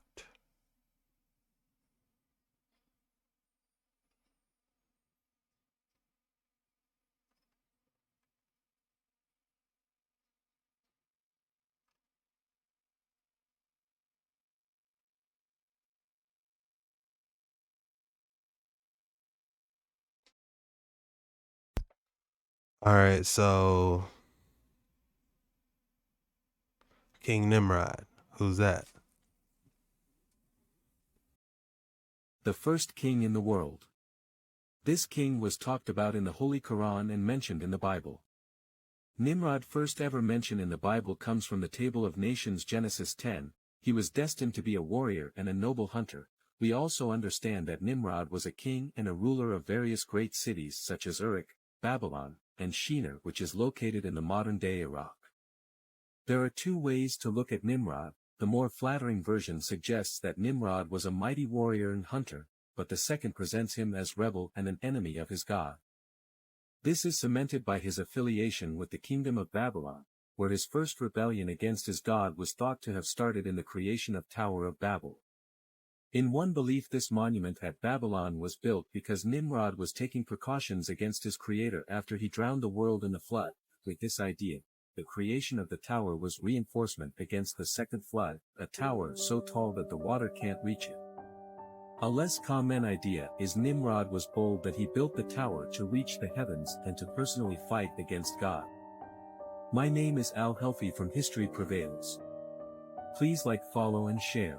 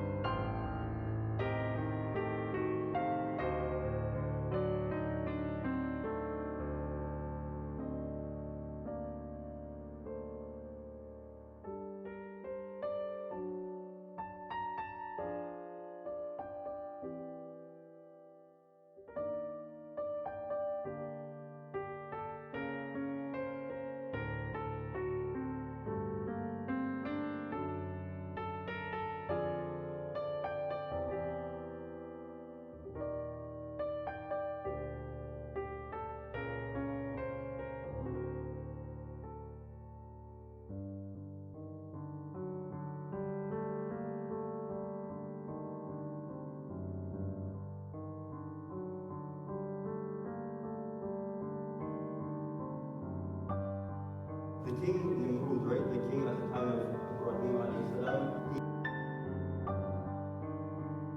Nimrud was granted a lot of power. He used to call himself a god. When Ibrahim alayhi salatu wasalam destroyed the idols, the community decided to create a fire. They threw him in it and he came out of it. And when the king heard of it, he decided to call him. The king says, who is the one you worship, O Ibrahim? So Ibrahim says, I worship the one who gives life and takes that life. So he says, well, I give life and I also cause death. He brought in 2 prisoners and he said, look, I'm giving life, free him. And he was free. And look, I've given death, kill that one. He was killed. So Ibrahim alayhi salam decided, this man doesn't understand what life we're talking about. He says, I worship the one who causes the sun to rise from the east. I want you to cause it to rise from the west. He had no answer, no response. Many years passed and this king was still arrogant. He said, okay, if God exists, then I'm going to fight that God. We're going to take our arrows and we're going to shoot them straight in that sky. And he got his whole army. And he said, you call yourself Allah, God? Well, if you're there, I challenge you. Allah sent down mosquitoes. There's so many, hundreds and hundreds of soldiers were running. Namrud, he's also running. And the mosquito goes into his nostril and onto his brains. And it's alive. And that mosquito is sucking blood. He whacks his head. And when he whacks his head, then the mosquito stops. And he gets a bit of relief. Then now he's getting tired of whacking himself. So he told his soldier, stand next to me with this club. Hit me. So he hits him. He rests for a little while. And he says again, hit me. So he hits him. Now days are going by and this king is going mad. The buzzing doesn't stop until he hits him a bit harder. The soldier thinks, I'm trying to kill the mosquito. So he whacks this king, and by hitting him so hard, this guy collapsed on the ground and he's dead on the ground. In the Bible, Nimrod is mentioned in the book of Genesis as a prominent figure in ancient history. He was a descendant of Noah's son Ham, and is described as a mighty hunter and a founder of cities. According to Genesis 10:8-12, Nimrod began to be a mighty one on the earth. He established a kingdom in the land of Shinar, which later became known as Babylon. Nimrod built several cities, including Babel, Erech, Akkad, and Calneh. These cities became centers of power and influence in the ancient world. Nimrod's name has often been associated with rebellion and pride. The phrase, mighty hunter before the Lord, has been interpreted in different ways. Some view it as a statement of his hunting prowess, while others see it as a symbol of his rebellion against God's authority. Additionally, Nimrod is linked to the Tower of Babel, an ambitious construction project aimed at reaching the heavens. The people involved in this endeavor sought to make a name for themselves and defy God's command to spread out and fill the earth. As a result, God confused their language, scattering them across the earth and halting the construction of the tower. The story of Nimrod serves as a cautionary tale about the dangers of pride, rebellion, and seeking personal glory. It reminds us of the consequences that can arise when we exalt ourselves above God's authority and plans. While the Bible does not provide extensive details about Nimrod, his story underscores the importance of humility, obedience, and recognizing God's sovereignty in our lives. This is the end of this episode. Follow for more content.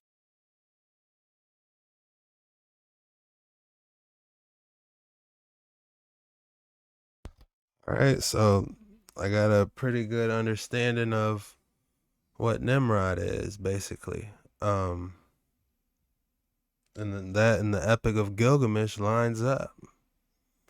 They're definitely talking about the same person, if you ask me, for entertainment purposes only. But yeah, that's very interesting. The pieces are starting to line up on these dark waters. And it looks like the truth is coming to the light. Layer by layer, precept upon precept. Alright. That covered King Nimrod. Now, ooh, I got Gilgamesh art on here. Man. Okay. Enkidu. Man. The Cedar Forest. Man, this is a juicy video. I'm not gonna hold you.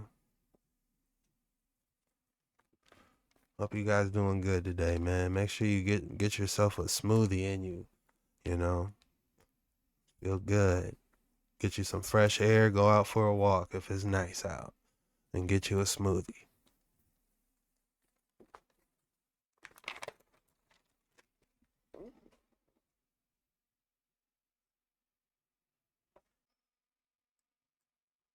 A shocking discovery in the full release of State Department emails confirms the claim.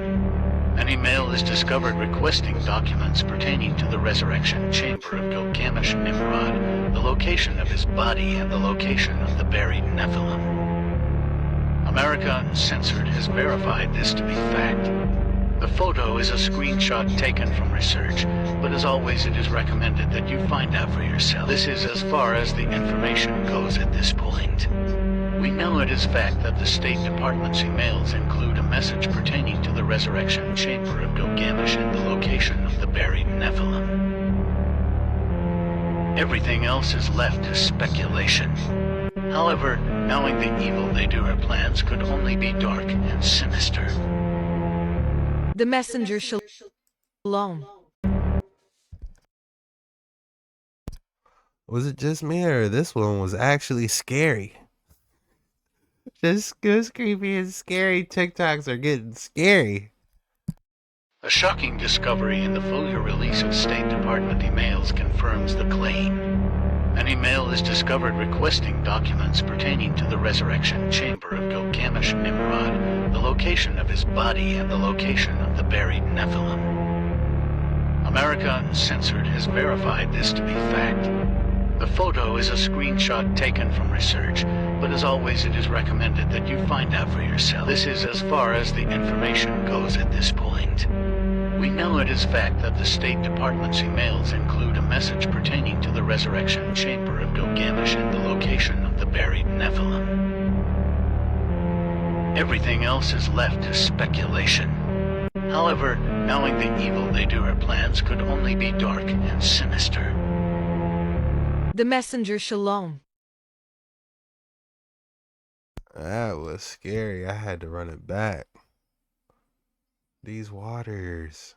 Antarctica. But what do you got? The Giants are the good one. Oh, but this one's really good. The Nephilim definitely existed. Yeah. Go ahead. Floor's yours. Go ahead. No, I'm just saying, and we are the kind of like, I hate to say it, I believe the angels and the Giants made love, and we're kind of like the retarded offspring. Because there is some. Tell me you believe that the real. Hey, chill out on the R word, my guy. We don't say the R word around here. I don't know if you heard about this yet, that the real weapon of mass destruction they went over to Iraq was to get Nimrod, because they found his tomb. They raided the reincarnation chamber shit that Hillary Clinton said, yeah, we got this. And that's the real weapon of mass destruction, because they want to bring him back. Well, let me tell you something. There's something really deep about that. If you look up the story of the Tower of Babel, and in the story of the Tower of Babel, that's Genesis chapter 11, verse 9. If you flip it, that's 9:11. That's kind of weird, chapter 11, verse 9, 9:11. Well, but regardless, that story tells the story of the Tower of Babel. And what happened was, Nimrod was, the man on earth, the boss, and he wanted to build a kingdom to heaven to go kill God. So Nimrod was like the literal Antichrist. And what God did is he made him, everybody that was building this tower speak, 60 different languages and broke us up in tribes. But what I'm saying is, Dominic, what they're trying to do, the NWO is they're trying to reverse engineer that. They want us under one ruler, one language, one digital currency, because once they do that, once we're under that one world order, that is Nimrod. That is Satan here on earth. So thank you. That's exactly what they're trying to do. Yeah. Did I not say that last month? Gilgamesh, el titán de Uruk. En la Gilgamesh was the mighty king of Uruk, part god and part human, a hero like no other. His heart was shaken by the death of his dear friend Enkidu, sparking his quest for eternal life. Gilgamesh's journey led him through mystical lands, facing gods and mythical creatures. Among his encounters, he learnt of a great flood, a tale echoing through time. Though his quest was in vain, Gilgamesh's story teaches us about the human condition and our search for life's meaning. Early 2003, a team of German archaeologists working in Iraq stumbled across one of the most significant discoveries of modern times. Deep beneath the desert sands, they discovered what they believed to be the long-lost tomb of the mythical king Gilgamesh, the protagonist of the oldest story human beings ever wrote, the Epic of Gilgamesh. For centuries, historians had been divided over whether Gilgamesh actually existed, since, in the epic, he is described as a 17-foot-tall giant, a crossbreed between a normal human and a Mesopotamian goddess. For this reason, it was generally accepted that the story of Gilgamesh was simply a figment of myth. That was until Jörg Fassbinder and his team of archaeologists, using modern technology to look deep into the ground, discovered an entire ancient city beneath the desert, astonishingly laid out just as the city of Uruk, over which Gilgamesh had purportedly reigned, was described in the epic. There were houses and gardens and fields alongside an incredibly sophisticated system of canals, leading archaeologists to describe the site as Venice in the desert. More importantly, on the outskirts of the ancient city was what appeared to be a burial site, which archaeologists believed to be the tomb of the ancient king. As Fassbinder put it, I don't want to say definitely it was the grave of King Gilgamesh, but it looks very similar to that described in the epic. What was Fassbinder trying to tell us? If the grave of Gilgamesh was similar to that described in the epic, does that mean that Fassbinder and his team had discovered a tomb with the body of a 17-foot-tall giant? It was, quite simply, a mind-blowing find, a long-lost missing piece of the origins of human history. Surely, archaeologists believed this would change everything, revealing to us secrets we never even knew we lost. But then, the unthinkable happened. Mere weeks after the tomb of Gilgamesh was discovered, the United States invaded Iraq, forcing Fassbinder and his team to abandon their work and flee the country. And the mystery was left unsolved. Or was it? In 1849, an English historian and archaeologist by the name of Austin Henry Layard made a history-changing discovery in the ruins of the library of 7th century BCE Assyrian king Ashur-banipal in northern Iraq, believed to be one of the oldest libraries in human history. There, he uncovered an ancient clay tablet many thousands of years old, covered in a curious script which he could not read. Who had written this script? Layard wondered. And what did it say? Incredible as the discovery was, it was only the start. Through the early 1850s, more than 15,000 fragments of similar tablets covered in the same mysterious writing were found at the site. It's not mysterious to us. To everybody on these dark waters, it's not mysterious to us. Because we've been on these dark waters. And guess what it's called? Cuneiform. It's not that mysterious, lady. And we're going to be the ones to translate it and tell everyone the truth. These tablets were sent back to the British Museum, where, for decades, scholars worked at trying to decipher them, using other ancient tablets written in languages they could understand to work backwards and attempt translation. The breakthrough finally came in the 1870s, thanks to a man named George Smith. Born in 1840, Smith left school at 14 and started working as an engraver of banknotes. Though uneducated, he became enamored with news reports emerging from Iraq of strange, indecipherable artifacts older than any on record being found. Following his curiosity, Smith began to visit the British Museum during his lunch hours and spare time to study its holdings, slowly self-teaching himself ancient languages and becoming comfortable with ancient written scripts. By 1866, museum staff finally noticed a strange young man hanging about their archives, so they offered him a job. If he wanted to be a translator, they told him, he could start with the 15,000 fragments found by Austin Henry Layard. For years, Smith worked until, eventually, the words written on the tablets began to reveal themselves. When they did, Smith was shocked to find the foundation of an unbelievable story. There on the tablets was a record of an ancient deluge, a flood that wiped out humanity save for one man and his family.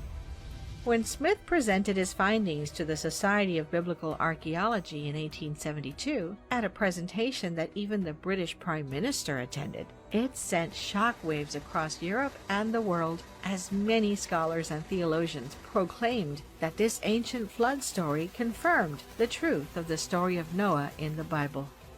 In 1875, Smith went further, publishing full translations of everything he had discovered. Though he did not know it at the time, he had begun to translate the oldest story ever written down, a legendary tale that would become known simply as the Epic of Gilgamesh. Tragically, Smith died suddenly in 1876 at only 36 years old. But this was not the end of what he had started. For decades, generations, even to this very day, scholars have continued Smith's work, translating more and more tablets, slowly revealing the full story of the epic. And in fact, it goes far beyond a great flood. In its entirety, the Epic of Gilgamesh tells the fantastic tale of the ancient Mesopotamian king named Gilgamesh, who ruled the area of present-day Iraq many thousands of years in the past. It describes his beginnings as a tyrant and how the gods sought to teach him a lesson by creating a rival named Enkidu. After the We're diving into Enkidu after this video. We're diving into Enkidu and Nimrod.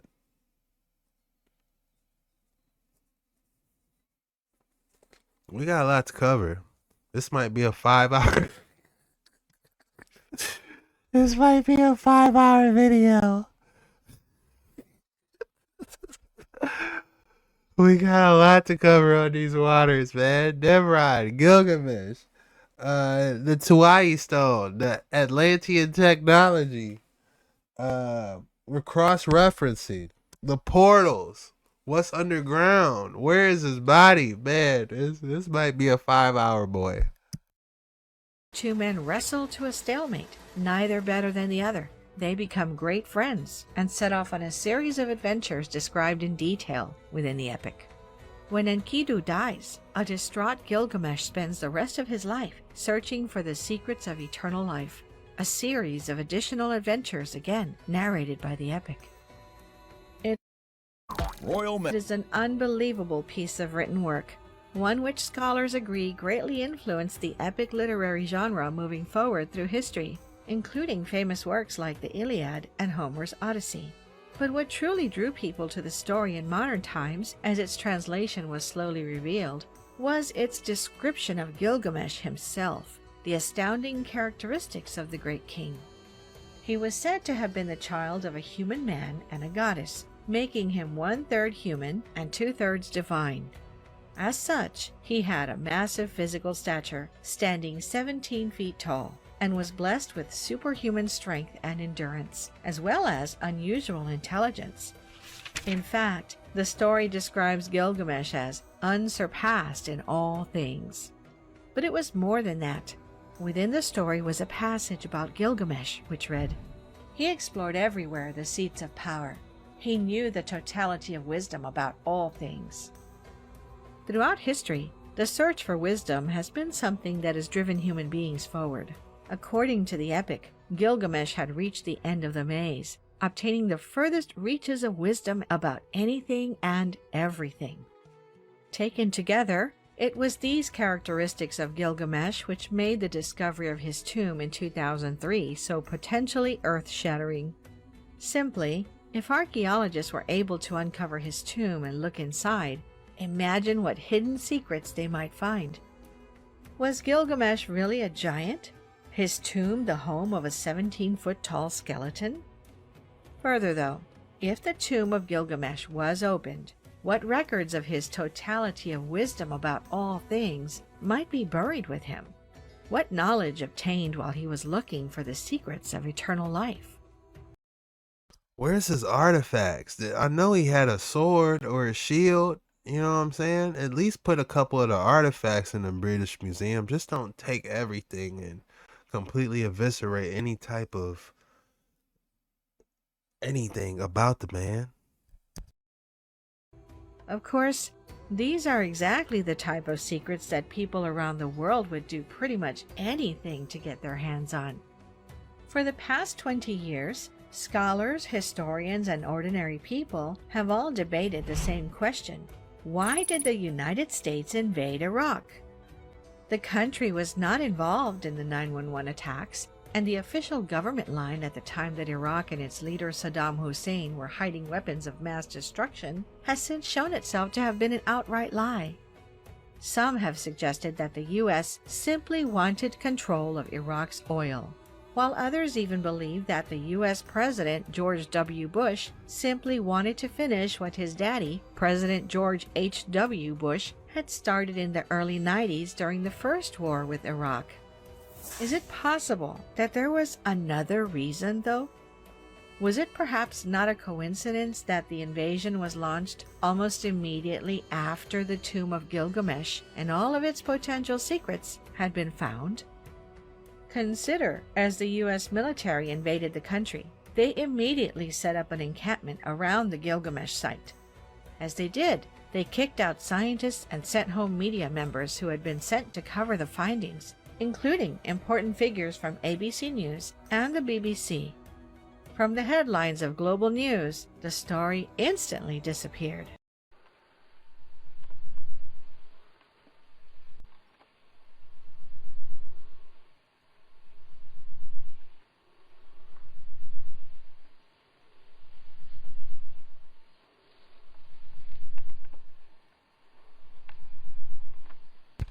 Cat's out of the bag. People know about it now. More people are posting about it. More people are talking about this. And this happened 11 years ago. This just keeps popping up. People know. They know about the Movado. I don't know if they know about the Movado. Like they said, that's the Tuai stone the Atlanteans were using. Bro ain't got no muscles. You know, I thought Gilgamesh was 17 feet, muscles, you know. We got a fake question regarding Gilgamesh. Confirms the claim.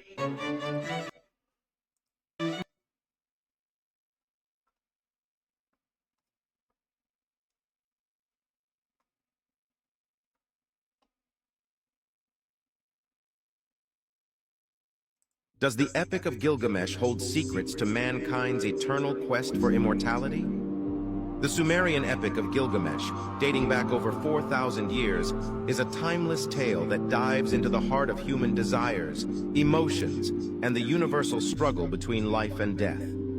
This ancient Mesopotamian masterpiece follows the journey of Gilgamesh, the powerful king of Uruk, and his transformation from an arrogant ruler to a wise and compassionate leader.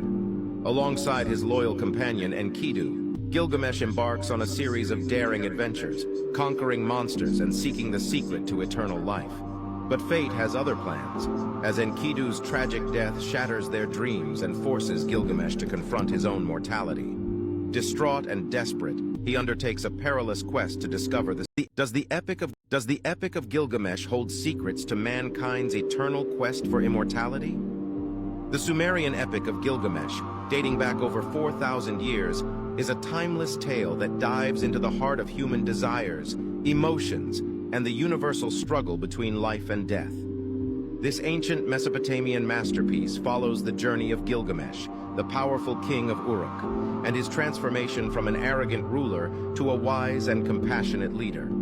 Alongside his loyal companion Enkidu, Gilgamesh embarks on a series of daring adventures, conquering monsters and seeking the secret to eternal life. But fate has other plans, as Enkidu's tragic death shatters their dreams and forces Gilgamesh to confront his own mortality. Distraught and desperate, he undertakes a perilous quest to discover the secret of immortality, only to learn that true wisdom lies in accepting the inevitability of death and making the most of our limited time on Earth. So the next time you ponder life's great mysteries, remember the Epic of Gilgamesh and ask this question.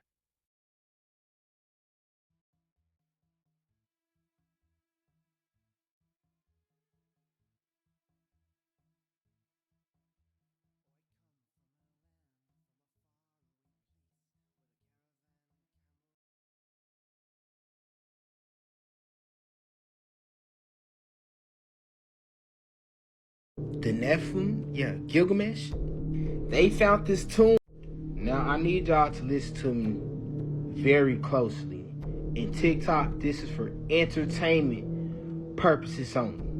And I know y'all probably wondering, like, who is this person that's in this coffin behind me, right? This is Gilgamesh. The Nephilim, Gilgamesh. They found this tomb back in 2003, and it's a conspiracy that his tomb being raided was the whole reason that they went to war in Iraq. It's a conspiracy, right?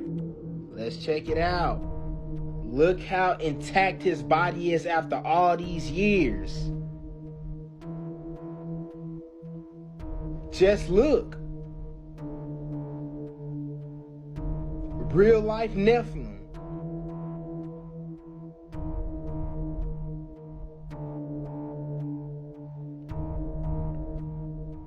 This is not a game.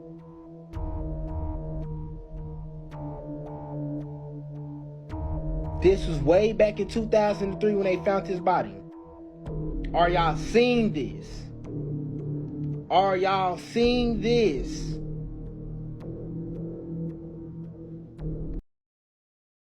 Who is it though? You got two different bodies. Now we got three because we just came across the that new one that actually looked like he might have been 17 foot with some muscle structure. So we got three different bodies. Who are they? How entertained are you guys? And about a year or two ago, it was a rumor, this is only rumor now, that they was trying to resurrect this nigga. I just find it kind of entertaining how now you can't find no type of information on that nowhere on the internet now. But a year or two ago, you could. Let me know what y'all think about them finding Gilgamesh in the comments. Leave a like, follow me for more wisdom, stay tuned. Y'all might not know what I might drop.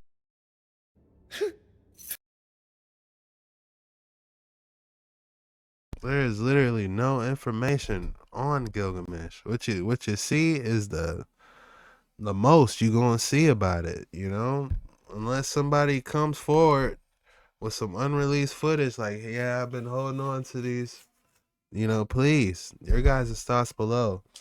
We're going to dive into the Tawai Stone, Nimrod, and Enkidu.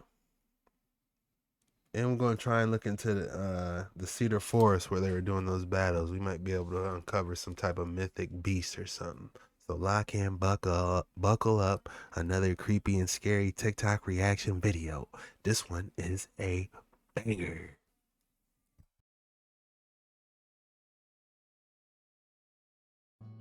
Edgar Cayce's most famous prophecy came to him while he slept in his office, Edgar Cayce's most famous prophecy came to him while he slept in his office, surrounded by his loved ones. To the shock of all, He began madly whispering predictions about a mystery as old as time itself. For literally thousands of years, explorers have sought the lost city of Atlantis, speculating on its culture, technology,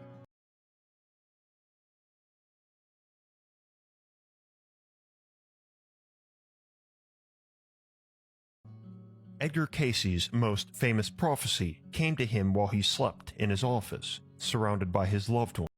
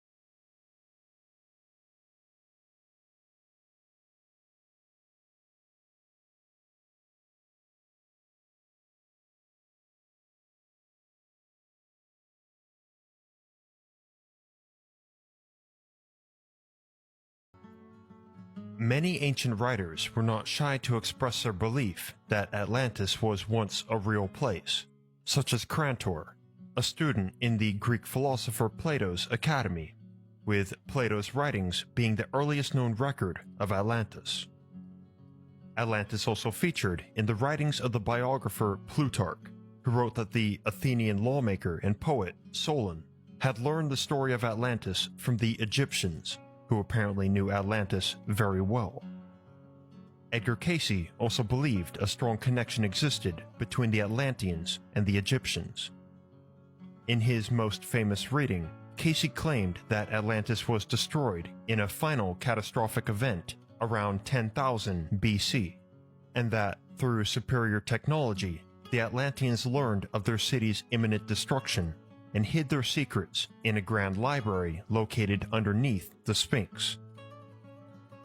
Casey provided many details of Atlantis in its prime, too, describing it not as a Bronze Age civilization, but instead a technologically and scientifically advanced society, complete with submarines, electromagnetic aircraft, elevators, air balloons, a broadcasting system, and electricity powered by giant crystals. Casey termed Atlantean civilization the Golden Age. Perhaps most strangely, he claimed that those who lived in Atlantis, while human, were able to live extremely long lives, some for as long as 10,000 years, through a sophisticated Atlantean rejuvenation process used to restore one's youth over and over. This required the use of a specific crystal, the Tuaui stone, which Casey described as a six-sided cylindrical quartz, which used a type of ultraviolet light to power it. Interestingly, this sounds similar to the workings of a modern-day laser beam. Look how tight this is. You know, people getting hyped about the Statue of Liberty, but look at this.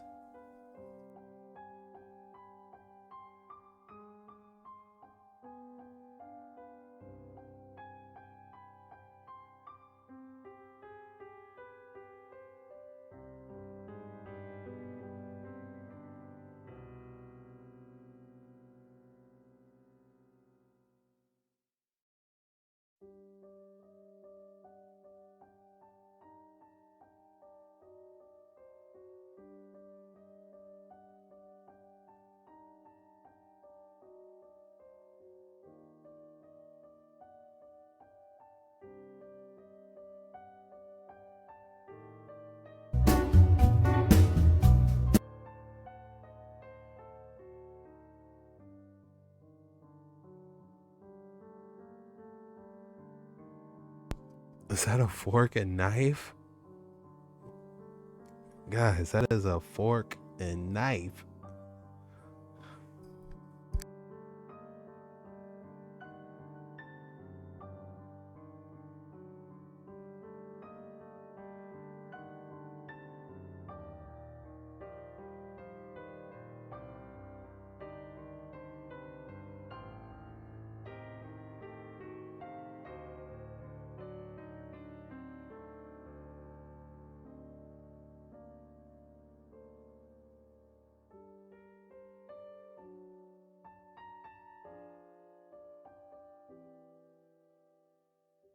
He can't even get his hands around that. I bet he can't even pick that sword up.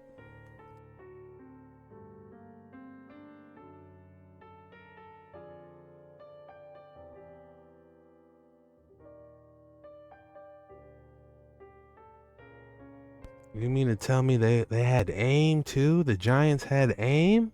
Oh, Lord, help us.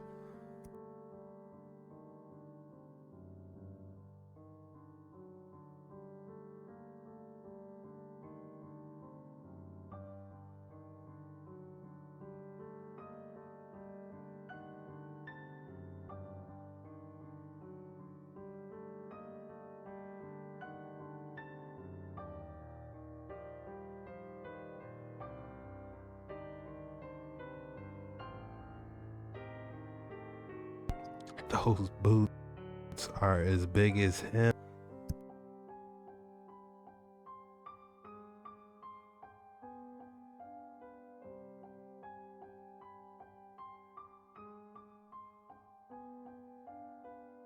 Why was that fork and knife so big? Why were those boots so big? For entertainment purposes only, y'all.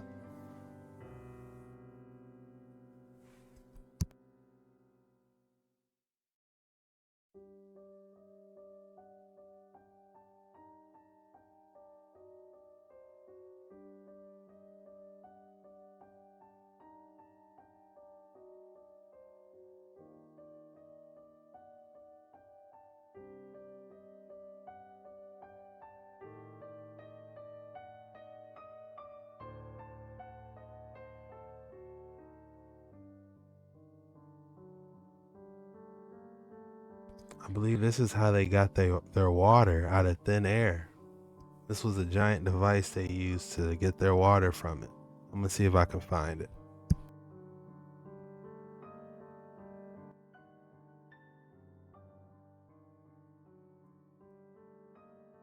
Alright, it took me a little bit to find this one. I believe this is the one talking about what the Colosseum's possibly been up to.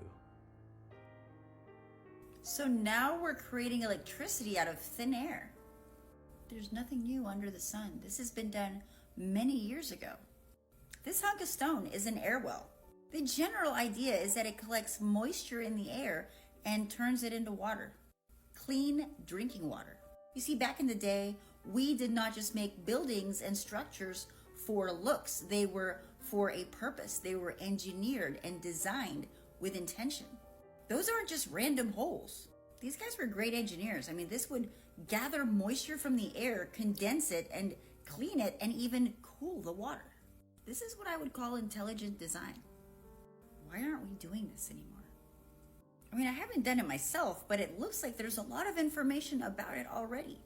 Atmospheric water. This is water drawn from the air. And now that we've gotten water from the air, water can now be used to generate electricity. So here's a picture of the air well that we've been talking about. And here's another picture of what looks like an air well, but in fact, that's not an air well. What is that? Oh look, the Colosseum, an amphitheater for staged performances and housing animals. Are we just looking at a blown up, larger air well that we now call the Colosseum an amphitheater? No, that can't be. Nah. It's close. This here is the engineering design for an air well, and this is the top view of the Colosseum. I mean, could that be the same thing chopped off? Could it be a coincidence that the shape and the arches and the arcs match how you would engineer an air well and receiving the moisture from the air? I mean, if that was the case, that is a gigantic air well containing a lot of water for the entire city, free of charge, no utility bills. Am I the only one seeing a resemblance with these two structures? That's why a lot of our buildings are destroyed, because if they weren't destroyed, it would make more sense on how they were truly used. But then you've got a destroyed building. We have no idea that it really could potentially look like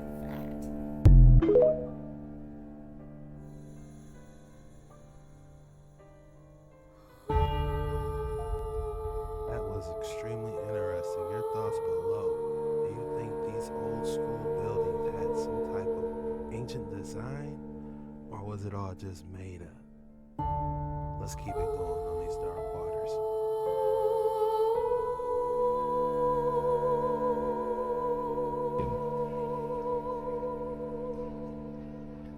The most intriguing part of the Colosseum.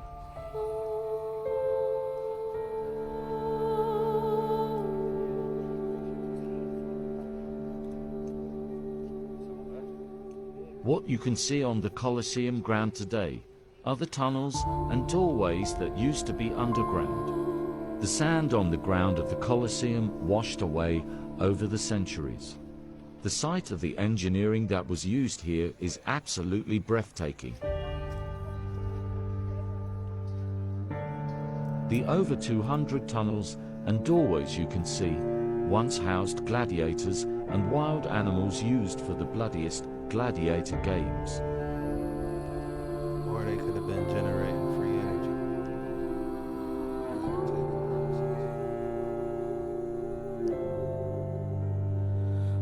Some of these tunnels go underground to exits outside the Colosseum where the gladiators were moved through. The most interesting games held in the Colosseum are the naval games, where the ground is flooded with water, and the gladiators were made to fight wild animals.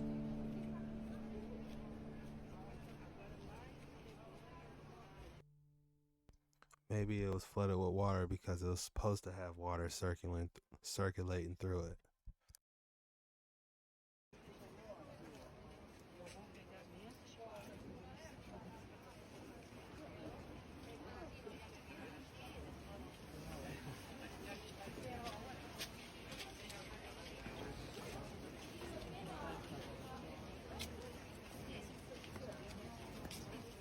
What is your take about the bloodshed that took place in this arena?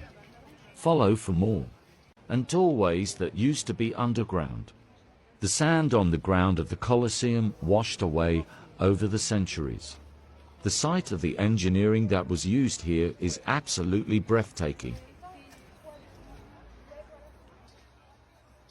The over 200 tunnels and doorways you can see once housed gladiators and wild animals used for the bloodiest gladiator games. Some of these tunnels go underground to exits outside the Colosseum where the gladiators were moved through. The most interesting games held in the Colosseum are the naval games, where the ground is flooded with water, and the gladiators were made to fight wild animals. Ancient Rome Colosseum. Here's another picture of one, but pay attention to the infrastructure, like the size, the shape, and the diameter around it. Now take a look at this modern day version called an NBA stadium. Now this is an NFL stadium before and after modern day technology. Look how closely these stadiums resemble Colosseums. This is a national hockey stadium. But notice that same infrastructure. This is a tennis arena where they play the US Open. Still with that same infrastructure. Even where they host WrestleMania is in that same gladiator infrastructure. Even FIFA follows the same infrastructural pattern as the Colosseums. Before modern day sports, our eyes were focused inside one of these. These are where gladiators fought for the death inside things called a Colosseum. They would host exotic battles to the public, and each team would represent a city or town that they were from. Same as our modern day sports in the NBA and NFL now. It's not hard to depict the lies because history always repeats itself. You gotta sit and think for a sec. Gladiators date back to 264 BC, and the Roman Empire started a little after that in 27 BC. That's where you start seeing the Colosseums. Then it took us 2,000 years later to figure out the technology to reconstruct our first stadiums in 1908. That's just amazing, mind blown. When we think of the Colosseum, we usually think of gladiator games. But did you know when the Colosseum was first built, this arena used to be flooded with water to stage fake naval battles? They would have real ships and fighters and everything. But a little later, they realized this was super impractical, so they removed that feature and added all these tunnels instead. I want the truth. What happened to the other half of the Colosseum? For over 4 centuries, the arena was in continuous use until the popularity of the games died out. The most natural cause of the stadium's damage has been earthquakes, which the Colosseum's architecture is particularly susceptible to on the south side of the stadium. A major quake in the 1300s brought down the whole southern half circuit wall. The stone rubble from the event was actually used to build many of the churches in Rome. Through the centuries, the Roman citizens themselves would quarry the stadium and the seats made of marble. They'd use these materials for other buildings. This ended in the 1700s on the insistence of a Roman pope. History Channel has an 8-part special airing Sunday nights on the full history of the Colosseum. By the Middle Ages, the Colosseum was being used for a shocking number of endeavors. Vaulted passageways, it was sheltering cobblers, blacksmiths, and priests. For a time, it was used as a church. A Roman patrician family even took it over at one point and fortified it. At one point in time, it was a sprawling garden that was being used by botanists. What happened to the other half?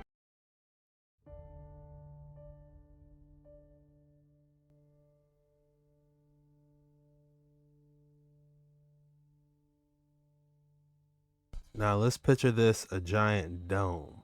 Say this is just the middle part, but it protrudes up to become a dome. Right there, if you will, but goes up a little taller. That would be a sight.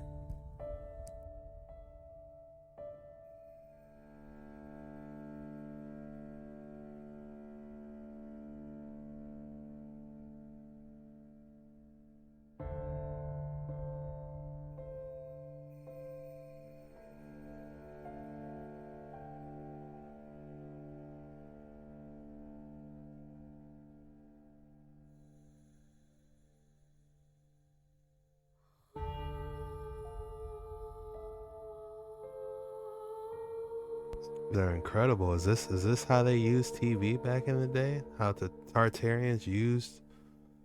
Was this? They might have communicated like this. This is insane.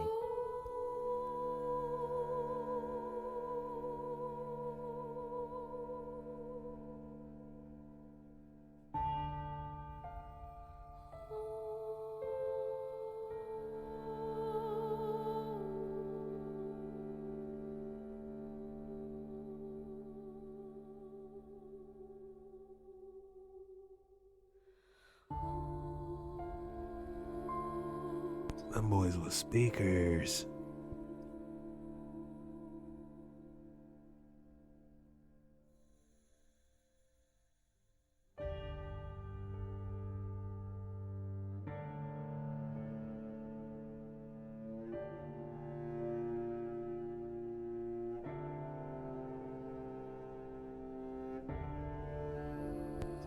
You know, people nowadays be like, man, I got 12s in the trunk. Man, I got 15s in the trunk. Man, do you know what they had back in the day? Try some 311s, my guy. They had 582s up there.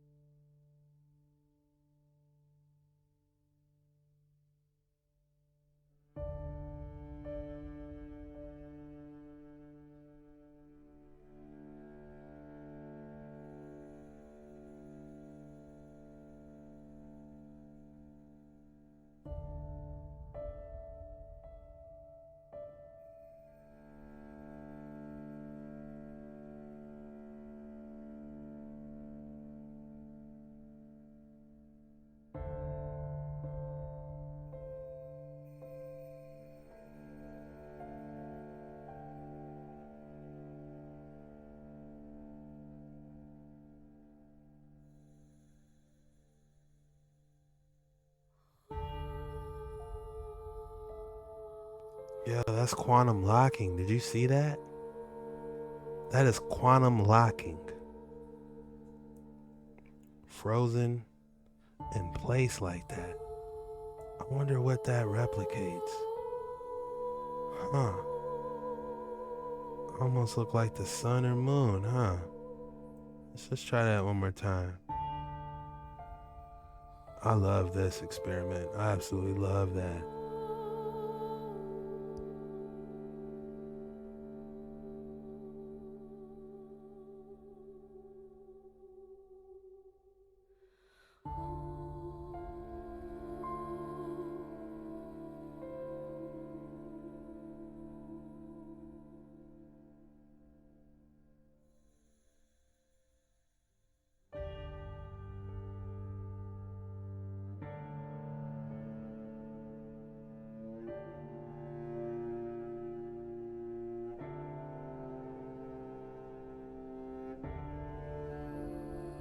Oh no, the pieces are starting to add up.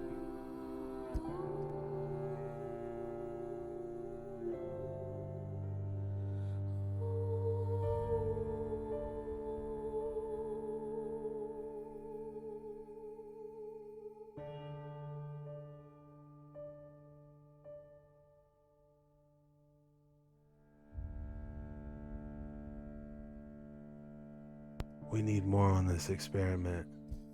I'm not done here. I will be coming back to this experiment, and we will be breaking this down.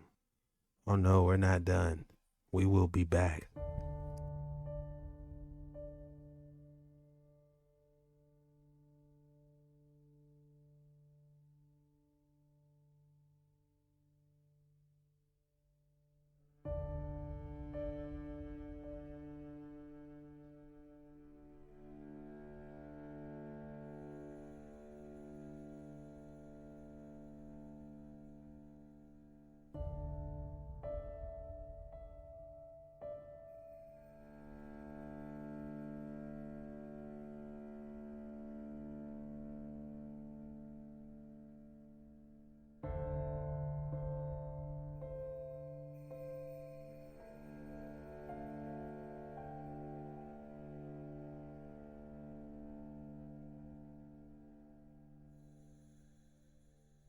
Where was it?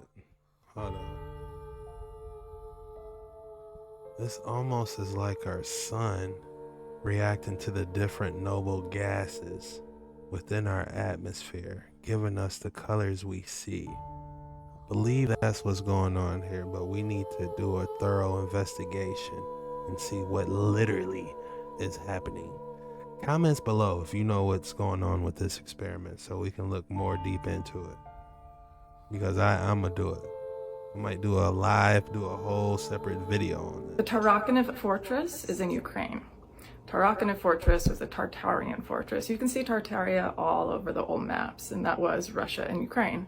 The Tartarians are the giants, if you don't know, the Atlanteans. And you can see evidence of pole shift all over this, like ridiculously. So this is at least 12,000 years old. And you can see it's made with these little bricks, not the huge stones that we see in a lot of these old megalithic stone structures. So a lot of the old megalithic stone structures with the huge stones, those are more like 36,000 years old, between like 24,000 and 36,000 years, that cycle. These little bricks, there's a lot of structures like this built by them, and that's between the 12,000 year cycle and the 24,000 year cycle that these were built. The official story is that it was built in 1860 by Alexander II of the Roman Empire. And there's a contradictory story saying it was built at the end of the 19th century by the Tsarist government. And side note, Tartarians, like it's funny how much they hide this stuff in plain sight. Like Atlantic Ocean is named after Atlantis, that's where it was. Antarctica, now it's Antarctica, is because Atlantis shifts back and forth between two regions in the reversal and pole shift. It's absolutely absurd to suggest that it was built in the last few centuries, like with the damage to it, not just like the physical damage, the water erosion all over the bricks, including the top bricks. The legend, quote unquote legend of Tartaria is destroyed by floods, muds, and earthquakes. That's exactly the pole shift. That's exactly what happened here. And unfortunately, you know, unlike with like Sigiriya, that's also made out of these little bricks, there's no ancient Sanskrit to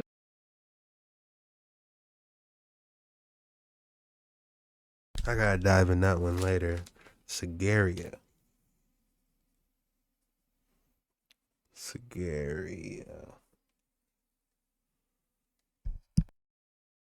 to back up any kind of story, like which Sigiriya was said to be built in the 5th century, which would be impossible, as you can see. But this is a little easier to get lost, but the locals do say it's haunted, but people say, oh, it must be haunted by, you know, dead soldiers, but it's really haunted by the same people or entities that haunt Non Madal and other locations that they don't want people invading. There's a ton of star forts in Ukraine. There's something called the Ukraine line, which is 16 star forts, 49 reboots, and, you know, star forts, the star families, Rex Deos, that branched out into all of our leaders and rulers that stem from extraterrestrial bloodline. It's said that it was built by Imperial Russia to protect from the Tartars. The Tartars, the Tartars of Tartaria? Yeah, there's Crimean Tartars. I feel like our governments have just been laughing at us. Like, every single significant spacecraft we sent into outer space has a god's or goddess's name on it. The China Wall is actually the Tartarian Wall. And these star forts, they're all over, including America. They have hydraulic systems, sophisticated, very sophisticated hydraulic systems for draining water, and they even go under rivers and bays. They have ancient passages, tunnels, and caves underneath, which led to Agartha, but blocked off now. They have hydraulic systems, sophisticated, very sophisticated hydraulic systems for... I actually have a video of that ancient hydraulic system that they have for these star forts. Because if you look at every single star fort, they have water around them. And people are wondering, like, where is this water coming from? It's the hydraulic and tunnel systems that's under all these star forts. This is extremely interesting. She said something I did not know about. Draining water, and they even go under rivers and bays. They have ancient passages, tunnels, and caves underneath, which led to Agartha, but... Agartha? What the heck is that? Man, I need to eat lunch or something. Y'all draining all my mana on these dark waters, man. Oxygen levels. Alright, we got a little bit of time left. Hold on, man.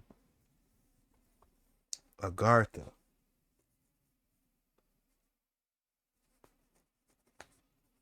So all these star forts with these underground systems are leading to Agartha. And it kind of makes you think, you know, I'm going to save this for another video, but I'm going to give you guys a quick sneak peek. Think about the Underground Railroads. Forgive me, was it Sojourner Truth or Harriet Tubman? But think about the Underground Railroads. If you look at all these ancient buildings that they saying that weren't built in horse and buggy, that been there, that they found, what if Sojourner Truth or Harriet Tubman, which one that did the Underground Railroad, what if they knew about these different railroads and they weren't just outside backwoods? What if these were literal underground tunnels that our ancestors built? That's something to think about. And someone in the comments mentioned something about that, so shout out to them. You know, I didn't come up with that. That was somebody in the comments that said that, but I'm going to put it all together for us on one of these videos in the future. The reason, oh yeah, just a quick, you know, update. The reason why I'm not dropping so many videos is because I'm working on something huge, guys. This is going to be a game changer. I'm going to surprise you guys with it. I can't say much about it, but just know your boy Jet Ski Chuck is working on a game changer. Blocked off now. These high walls are referred to as flood walls. The star shape doesn't really have anything to do with avoiding flooding. It's just extraterrestrial, astrological. These are still ancient stone structures that are built to align with the stars and form our ley lines and all that. There's entire cities that are built in star fort structure, like Palmanova, Italy, which they say was built in the 1500s, which is just ridiculous for so many reasons. But the main being that there was no way to get an aerial view. There was no airplanes, there was nothing like that. How would they make that perfect star structure? And then another in the Netherlands that's said to be built in the 1500s, like how coincidental. Great minds sure do think alike. It's a pretty famous one in France. And some of them you see with these 4 points, which is no less star. 4 is very significant. You see it on the Malta Cross. You see it on the swastika, which was an ancient solar symbol first before the Nazis ruined it. And then another in France, four-sided Fort Le Prix. And of course, there is BS and stories attached to every. I just gotta say, she's not lying. Everything she's saying has a lot of validity. Every single one of them, but I'm not going to get into all that. I'm just going to show you the star forts. Fort Snelling, which is a star fort, is right where the Minnesota and the Mississippi River meet. The Lakota tells us that this point is the Berote, which there are two bodies of water meet, which is the exact center point of the earth. And one in Japan on another island, and then one in Bahrain, which is a Middle Eastern country. And I chose this one because you can just see clear evidence that it survived the pole shift. There's a lot of upkeep on these other more famous ones. Brazil, Denmark, South Africa, and by no means am I saying that there's only one to these regions. I'm just showing the best. Fort Jefferson, located in the Florida Keys, like right in the middle of the Gulf of Mexico, with no fresh drinking water, built with 16 million of these little bricks. And this little bridge here kind of reminds me of Rama Setu. And it told us in ancient Sanskrit, built by the god Rama, and this was walkable till the 15th century. There's 1,734 of these star forts, or so they say, which means there's probably more. There's a video on YouTube called Every Star Fort on Earth, and it's like a 40-minute video just showing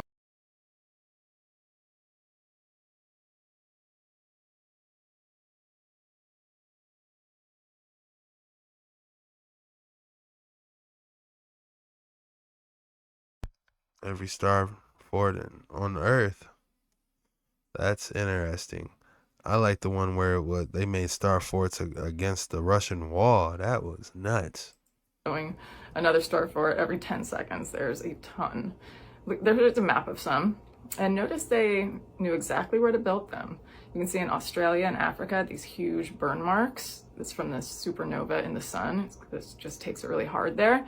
And they didn't build any there. Our Statue of Liberty is built on a star. Fort Union, National Monument.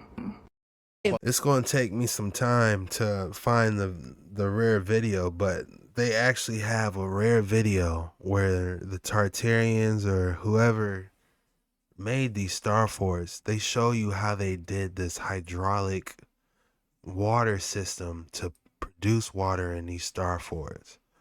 Like they shot some type of frequency into the ground and it made these tunnels to make water come up. That's how these star forts got these, intricate designs with these sharp golf course like water lines throughout all the edges. This is super advanced stuff. We are behind. Severely behind. If you think this is the golden age right now, you are sadly mistaken. Ooh, babe! Oh yeah, we got a live one this time. One of my followers tagged me in this man's video. He's talking about how he told some woman where America's name came from. And he said Amerigo Vespucci. And he goes on and on and on about a whole bunch of fallacy. And you know what I'm about to do. This is a picture of where the actual name of America comes from. These lands were named Tameri at one point.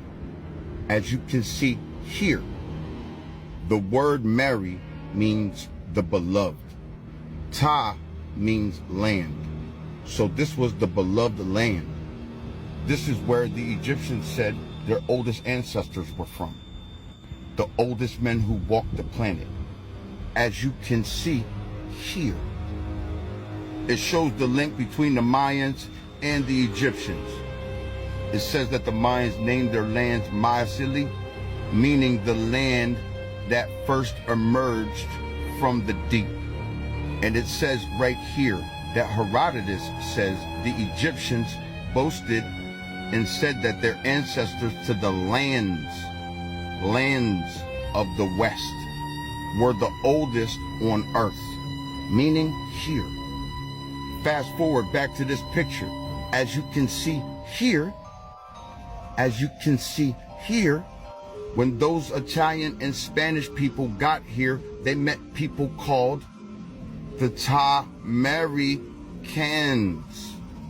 Also, Amerigo Vespucci's name was not Amerigo.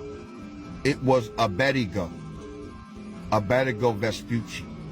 When him and Walshmuller got together and made that $10 million map, he changed his name to Amerigo to take credit. As you can see here, these lands already had that name. Y'all called this land the land of milk and honey because all the fruits and vegetables come from here, North and South America. The information you gave that woman was incorrect. Actually, you couldn't have been further from the truth. And this is the problem when you're dealing with history. It's his story. And that's all it is a story. These are the real facts. Start appreciating Tom Mary again. If you want more clarification about more of these things, go to my channel. Stop teaching the lies, my man. Peace to the gods and the goddesses of our planet. All a lie. Everything we've been taught in the American education system is all a lie. Yes, Native Americans weren't the original people of this land. We actually took it from black people. We were so good at it that we just wiped out any trace of their language and their culture. Well, Gordon from Johnny Groups.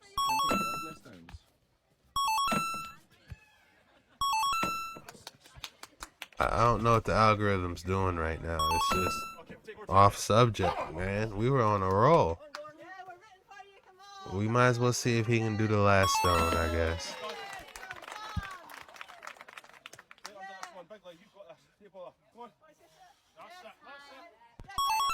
Get her up there. Come on. Come on. Get her up there.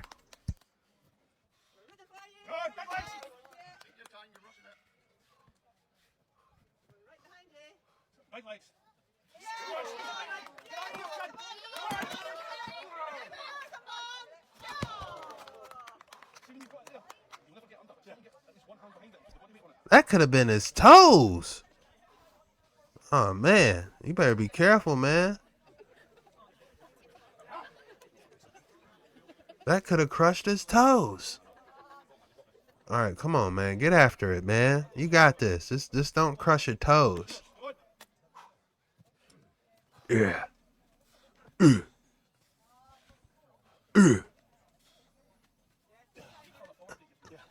It's too heavy, my guy. It's all about form. That might be a Tartarian building back there now that I'm, now that my eyes are open, y'all not safe nowhere.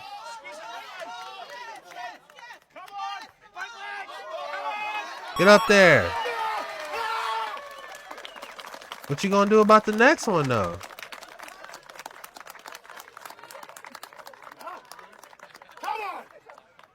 Don't get too pumped. You got another one, brother.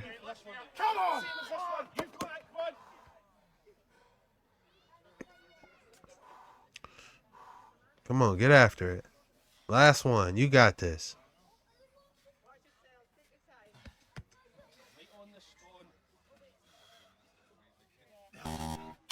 That's too big. Hey, good job, though, man. My apologies, y'all. I thought the algorithm was cooking, giving me these videos, but it took a turn from the worst.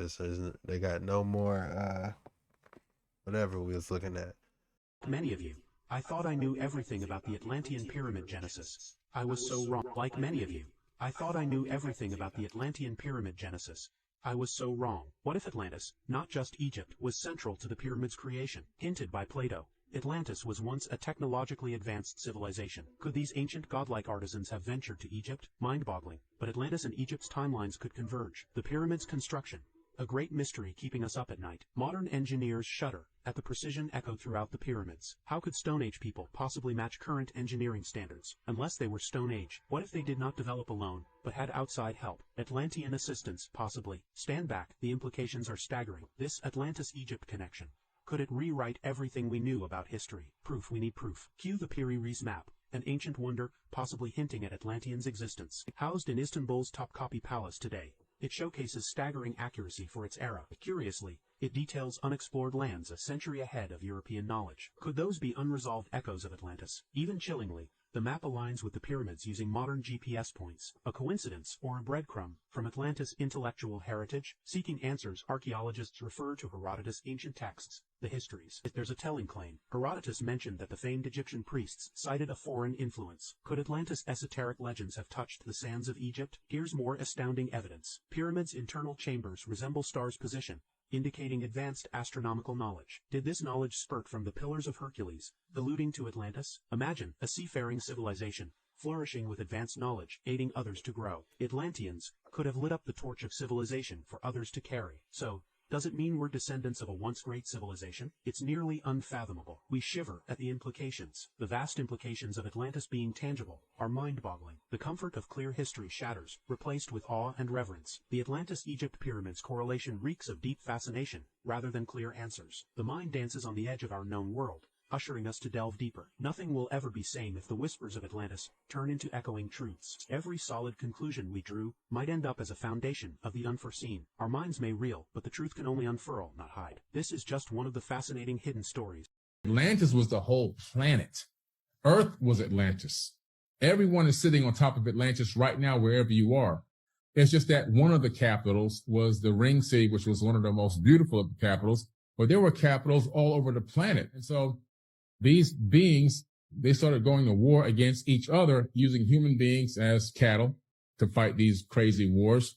And you can find a lot of these wars in the book of Deuteronomy in the Bible, in the Old Testament of the Bible. The book of Deuteronomy literally lays out a lot of these wars that are being issued by these gods. And I do mean gods with an S, because these people, whoever translated the Bible, they by accident on purpose didn't realize that they put God singular when all the translations, if you go back to the original text, say gods with an S. They took the S off the end to give you the illusion of monotheism.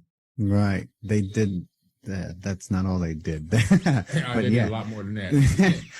Atlantis seems to have definitely delved into a completely different side of things. They seem to have delved into things that maybe they weren't supposed to, because it even in some descriptions described them as perhaps playing a role in their own destruction. They discuss how they started creating weapon technology and how maybe they misused it on the mid-Atlantic ridge and like caused their own destruction. What they are saying is Atlantis lost its heart and that Thoth was once a priest there, but not the same incarnation as before. He states that he's had many incarnations and that he left with a lot of sages when Atlantis became corrupted. It talked about how they started playing with like black magic and technologies and weapons and all these things. The Athenians were the only ones that could stand up to them, but in a way where they were like maritime masters and were the best soldiers in the world.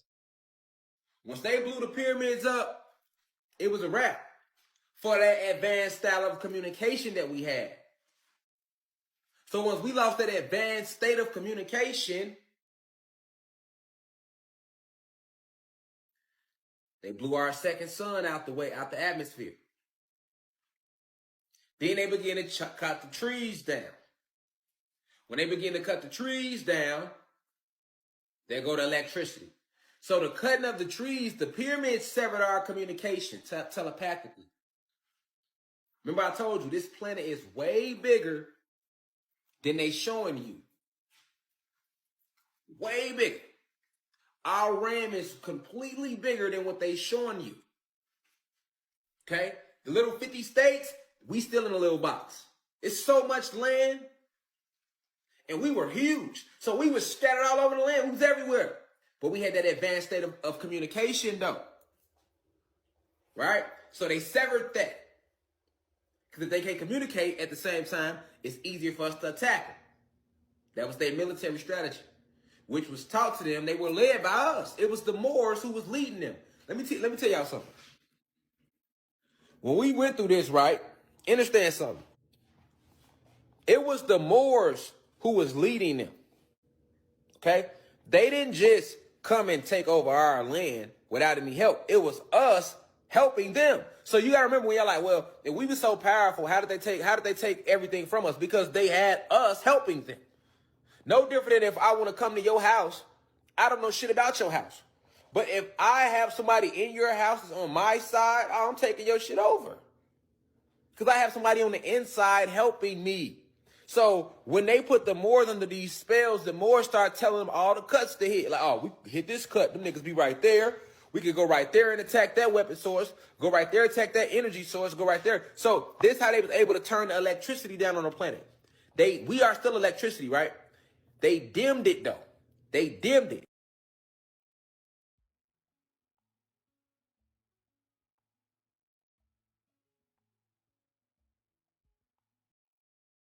You ever heard of ley lines? Get familiar with them.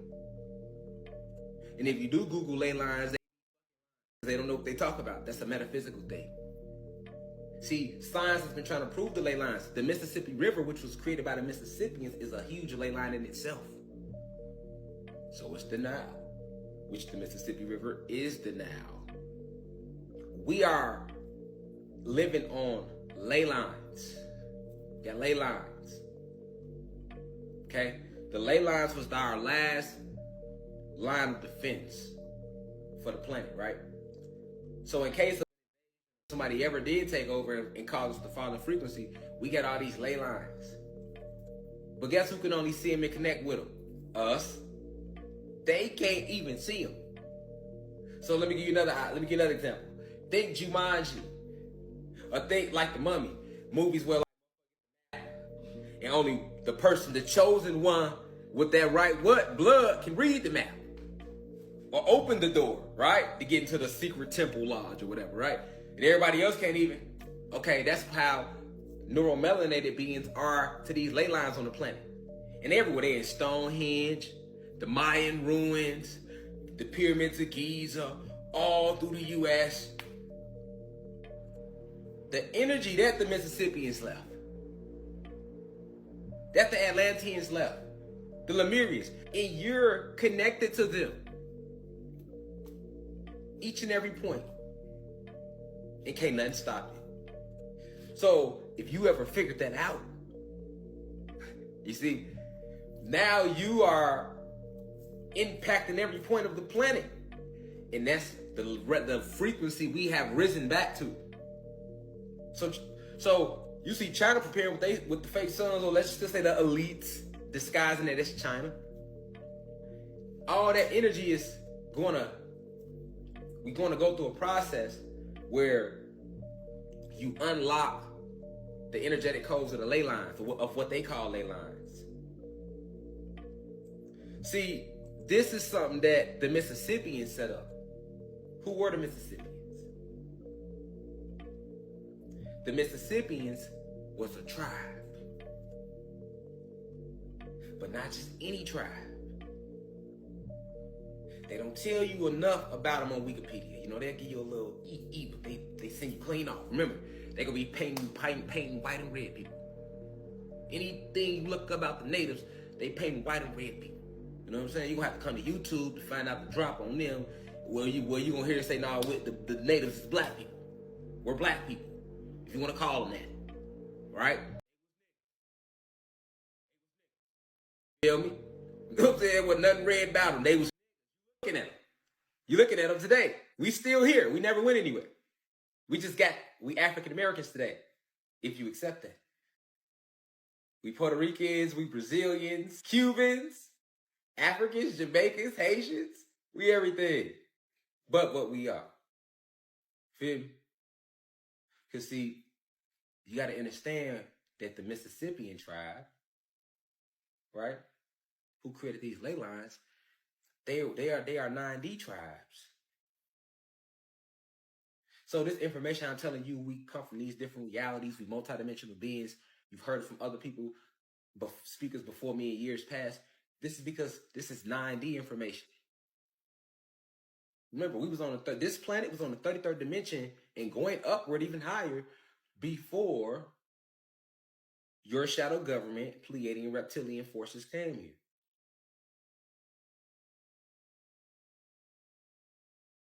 So everything after that was the fall. We was just in pure Anunnaki gods and goddesses, spiritual assassins. We are the original guardians of the galaxy. Only the spiritual assassins originally signed up to come here.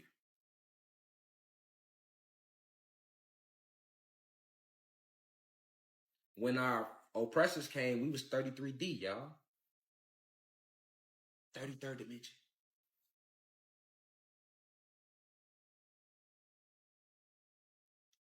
And then we we start dropping in frequency.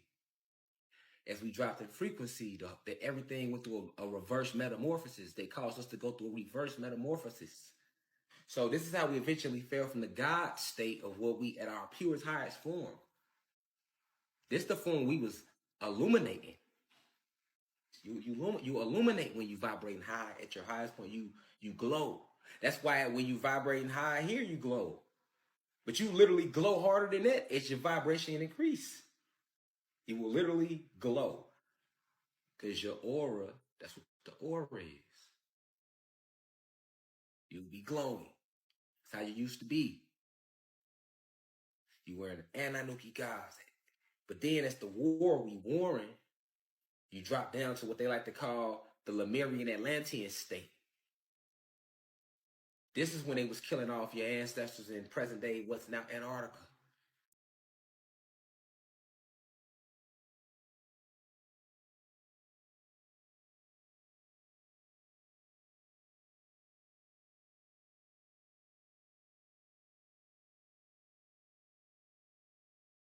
The Tarakaniv fortress is in Ukraine. Tarakaniv fortress was a Tartarian fortress. You can the freedom of information.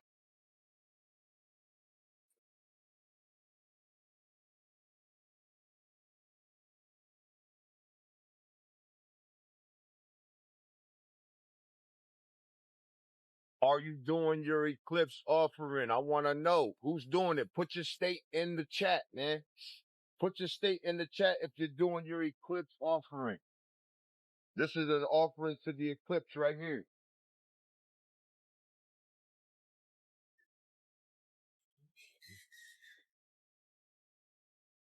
Then they're good. There you go. Calling our power back to the planet, y'all. Let's go. A collective.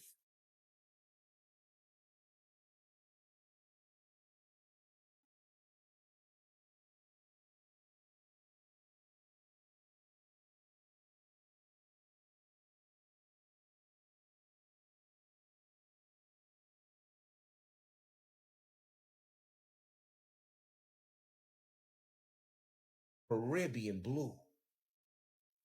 That's why the Caribbean never loses its beauty, because of this pyramid. That color. Found that color. Found it all. That's how your water was everywhere in the planet. All over the planet. Everywhere. Your water was this color like it be in the Caribbean. Your water is polluted now. So that's why the only place left to look like that is the Caribbean. But why? The only reason the Caribbean has, the water can't be polluted in the Caribbean is because that is the gateway to the exit portal of this planet. So the sun in the Caribbean forms an electric barrier around it. And you still have that huge ass pyramid, because remember, the Caribbean, the capital of the Caribbean was Atlantis. It's really Atlanta. Atlanta, Georgia, Miami, all the way to Bermuda, down to Puerto Rico. That whole triangle is really the capital of the whole Atlantis. So in that triangle where that pyramid is at, where they couldn't remove it, they just kind of sunk it using one of our own titans. So they kind of killed two birds with one stone. But every so often, because that sun is there and that pyramid is there, it's protecting the pyramid in the Bermuda Triangle, is what keeps all the water in the Caribbean blue. That's why the Caribbean never loses its beauty, because of this pyramid that's in the water, in the ocean. They lied about how the map is shaped. They lied about our brothers and sisters who are other Atlanteans, if you want to call us that. They call them Lemurians, and they tell you that Lemuria was a civilization that came before Atlantis, to completely cut you off from the truth that no, it did not. The Lemurians are our brothers and sisters who were Atlanteans, who got stuck behind those other two ice walls. We are in the first ice wall, which they call Antarctica, but it's land behind that ice wall of Antarctica. And they call all our brothers and sisters over there Lemurians, or Lemuria. Right? So everything that ever was or ever will be already exist. Let me repeat that. Everything that ever was or that ever will be already exists. But it exists on different frequencies. So that means that I could sit right here in this room and it's all type of beings and life going on around me. But if I'm not tuned into that frequency, I'm only going to see what frequency I'm tuned into. We not on 3D no more. Well, a lot of us still is on 3D because they haven't rose in frequency. So you may see a motherfucker, they don't even see you right now. A lot of y'all ain't getting calls like you used to. The ones that's waking up, your family and friends ain't. You're losing people, right? It ain't that you lost them, you just went to a different frequency. If you lower yourself and go back to your old frequency, your old self, they still there. That's how advanced we are and what's going on right now. Motherfucker can't even fathom that. Like, hold on, what did he say? What you mean? I see motherfuckers all the time. That don't mean they see you. That's how advanced we are. Everybody talk about this split between old Earth and new Earth. That is taking place, but they not breaking down. They not getting in there. They not really going in there. And what does that mean though? What does that mean? What you mean split? What you mean split? What you mean Kai is splitting? It's not a physical split. It's a spiritual thing. My whole point is saying what I said before that is because of the fact that we are on a different frequency. So the information been there, and as you rise in frequency, your soul remembering like, oh, because it's going to that frequency. Your soul like, oh, yeah, okay, let me grab that again, let me download. That's why they call downloads, nigga. If you didn't already have it in you, you couldn't download it. Okay, let's think about that. Why are they called downloads? Because it's programs. We live in a computer simulation that if you want to call it the Matrix, you want to call it the Oasis from like Ready Player One, same shit. You want to call it the Oasis, you want to call it the Matrix, you want to call it the Truman Show. Same. Alright? But being a soul and a spirit, you forever. So you just in this, you came to visit this simulation. Right? To apply change to it so that it can no longer be a simulation because it's not like it's an actual place. But the invaders who landed on our planet have hijacked it and put us under electrical light code lockdown because we are electrical beings. So your electricity is all misconfigured, though you appear to be physically free. Father taught me, who was also known as Enki in the Sumerian tablets, to go out and raise high levels of civilization around the planet, which he did. He took a crew with him and he did this, and his job was to do this after a great flood that occurred over 36,000 years ago. In the opening scene of the Emerald Tablets, which was written by him himself, he states that the waters were finally starting to recede and the mountains were coming back up. People that had survived were coming out of the caves. He could be multidimensional. I mean, he often talked about being able to go through portals into other dimensions and also visit other planets. One thing about him is that he had talked about developing these avatar bodies. So I believe that he was a physical being because he would transfer his consciousness from one avatar body to the next. So he would go into an avatar body, which is just like in the movie Avatar, unbelievably, a humanoid body, and he would walk, he said he would walk amongst men. And then while he was in that body, the other body he left, he would put in the halls of Amenti underneath the Great Pyramid in these chambers, which they just found, chambers about a mile deep underneath the Great Pyramid. They're really there. This is just recently, a recent discovery. Yeah. And in the halls of Amenti were these rejuvenation chambers, and he would put the body in there for 100 years while he walked amongst men and did whatever else he did. Then he would come back, and he claimed to have done this 100 times. So that's 100,000 years alone, just 100,000 years of him transferring from body to body, walking amongst men. Other evidence that shows that he was a physical person was the fact that he had ruled, documented now in the Egyptian hieroglyphs, ruled over Egypt for 14,000 years in the ancient past. He also was seen by people in Mesoamerica. When he left Africa, he took Olmecs with him, African Olmecs, and they went and kickstarted the Teotihuacan civilization in Mexico. These people, these beings are super advanced people. I mean, they are probably 1 million years ahead of us. So if you look at where we came from in the last 100 years, from the horse buggy all the way to now space travel and sending remote control cars to Mars and to other moons in our solar system, imagine now 1 million years from now. I mean, the technology we're going to have is totally sick. We're going to be able to live for probably tens of thousands of years, you know, if we go on the right path and take the right journey. So these people, obviously, being that they had started many, many years before us, had developed spiritual technology and hard technology. So they had the hard tech and the spiritual tech, and they were able to combine the two together. They really had figured out the keys to some of the mysteries of the universe and the ether of space-time, and were able to combine it with hard technology and incorporate that into their own bodies as well. Wow, that is extremely interesting. I remember reading about the halls of Adamante, and those were deep underground. So, man, transferring consciousness, this is too much, man. Your guys' thoughts below those past videos. That's a lot. Definitely a lot of gems to take away, but you definitely want to do what I call is eat the meat and spit out the bones. You know, there's a lot of gems in these videos, but there's also some incorrect things that I personally believe. And I just want you guys to use your discernment on all this. And I just thank you guys for jumping on these voyages with your boy. If you made it this far, please drop some words of encouragement and a like and subscribe if you learned something or laugh. You know, I appreciate all you guys. And I've been working on something extremely huge. That's why I haven't been able to drop as many videos as I normally do. But sit tight because I'm almost done.